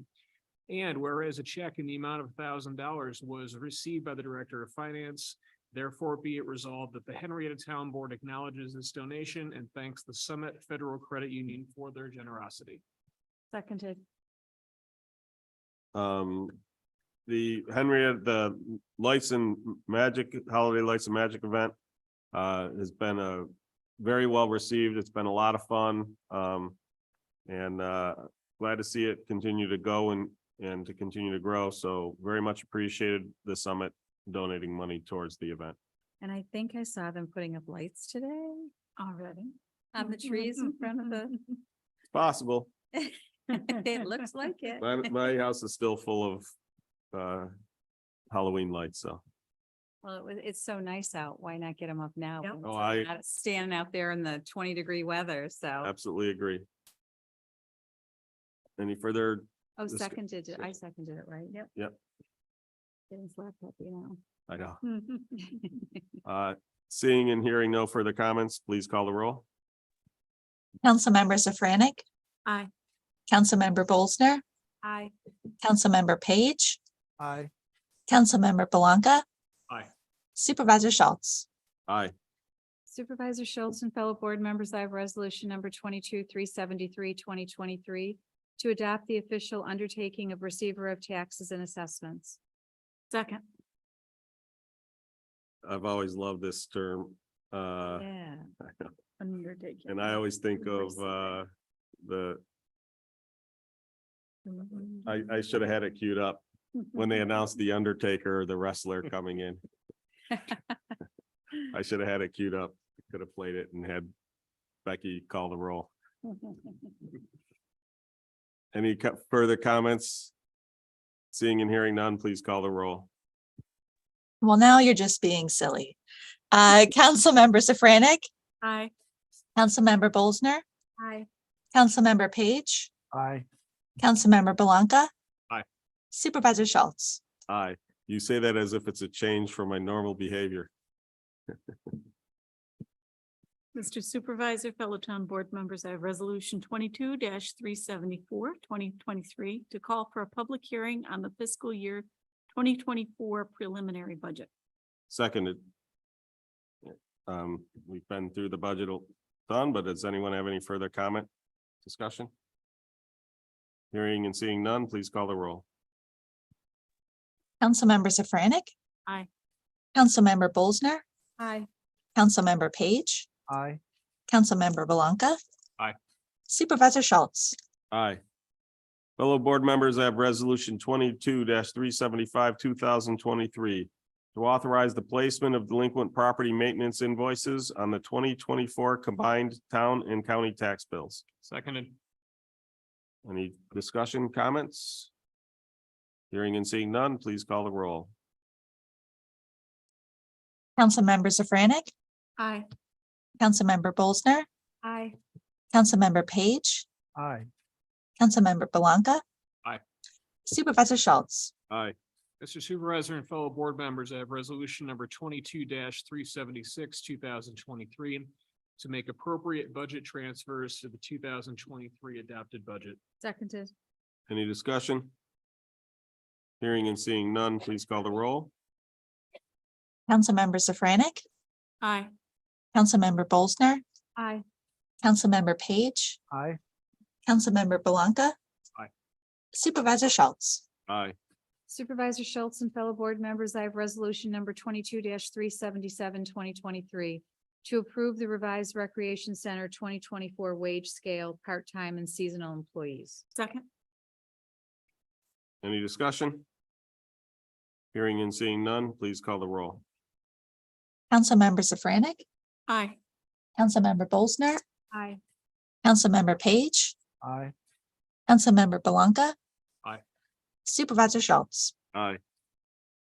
Mr. Supervisor, fellow town board members, I have resolution 22-378, 2023 to make the attached change and approve the updated building and grounds maintenance wage schedule table. Second, I'd like to thank everybody involved who helped work to create this promotional track for our buildings and grounds department. He pretty much, there wasn't career advancement opportunity in half of that department. Kind of force you into maintenance mechanic, and if that's not your specialty, you then we're sort of a fish out of water. So a lot of work went into this, working with the union, and very happy. I'm very happy with the results. I know not everybody is, but I think it's a great addition to the town. I think a lot of the issue has to do with change is difficult for some, so. Any further comments? Questions? Hearing and seeing none, please call the roll.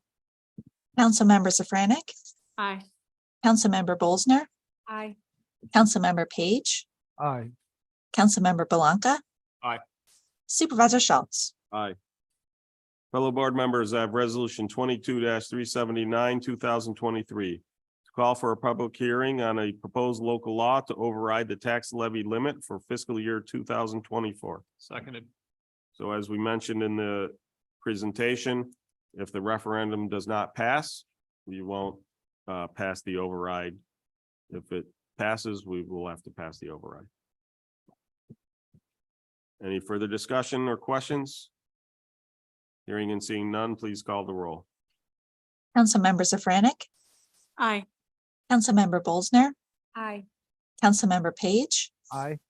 Councilmember Belanca. Aye. Supervisor Schultz. Aye. Mr. Supervisor and fellow board members, I have resolution number 22-380, 2023 to issue a negative declaration and adopt local law number 10 of 2023 to amend the town of Henrietta zoning code to address zoning for smoke shops. Seconded. We've talked about this a lot, but does anyone have any further comments? Hearing and seeing none, please call the roll. Councilmember Safranik, Aye. Councilmember Bolsner, Aye. Councilmember Page, Aye. Councilmember Belanca. Aye. Supervisor Schultz. Aye. I'd like to thank Don for helping the resolution on the fly, and I think you get a gold star for being able to read my chicken scratch. I know, and the developers should get a silver star for hanging out that long.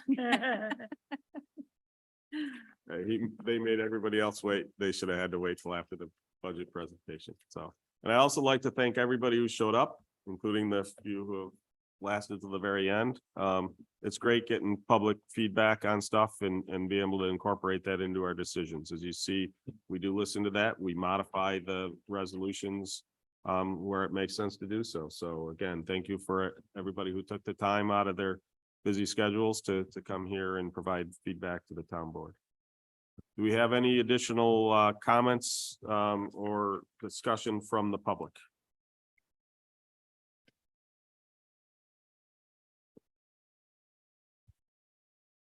So supervisor and the board, I wish to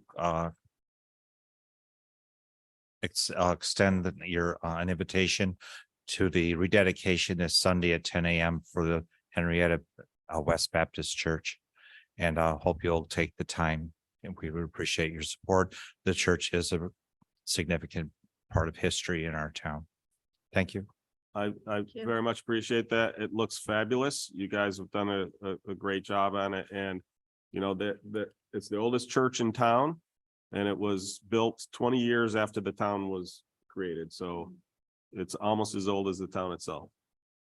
So Thank you. thank you. Thank you. Any others? Do we have any committee or miscellaneous reports from the board? Just get your entries in for seeing Henrietta through your eyes. We're still looking for entries for that, please. And the library is having the Diwali Festival of Lights, November 4th from 1:30 to 3. You do not have to register for that. And it was great last year, so come this year. Any others? I attended the Community Health and Safety Coalition. Looking forward to receiving a grant for $175,000 a year for 5 consecutive years to use for the health and safety of our kids and community. We're working hard on that.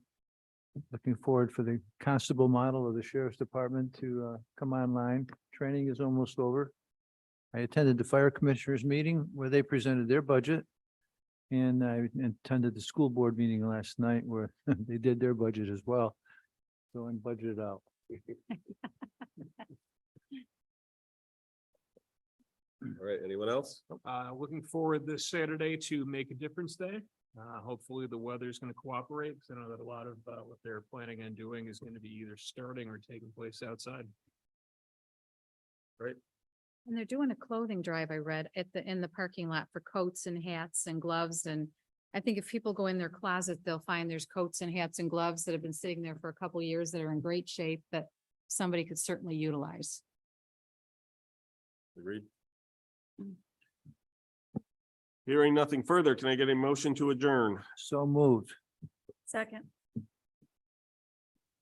Hearing no objections, meeting adjourned.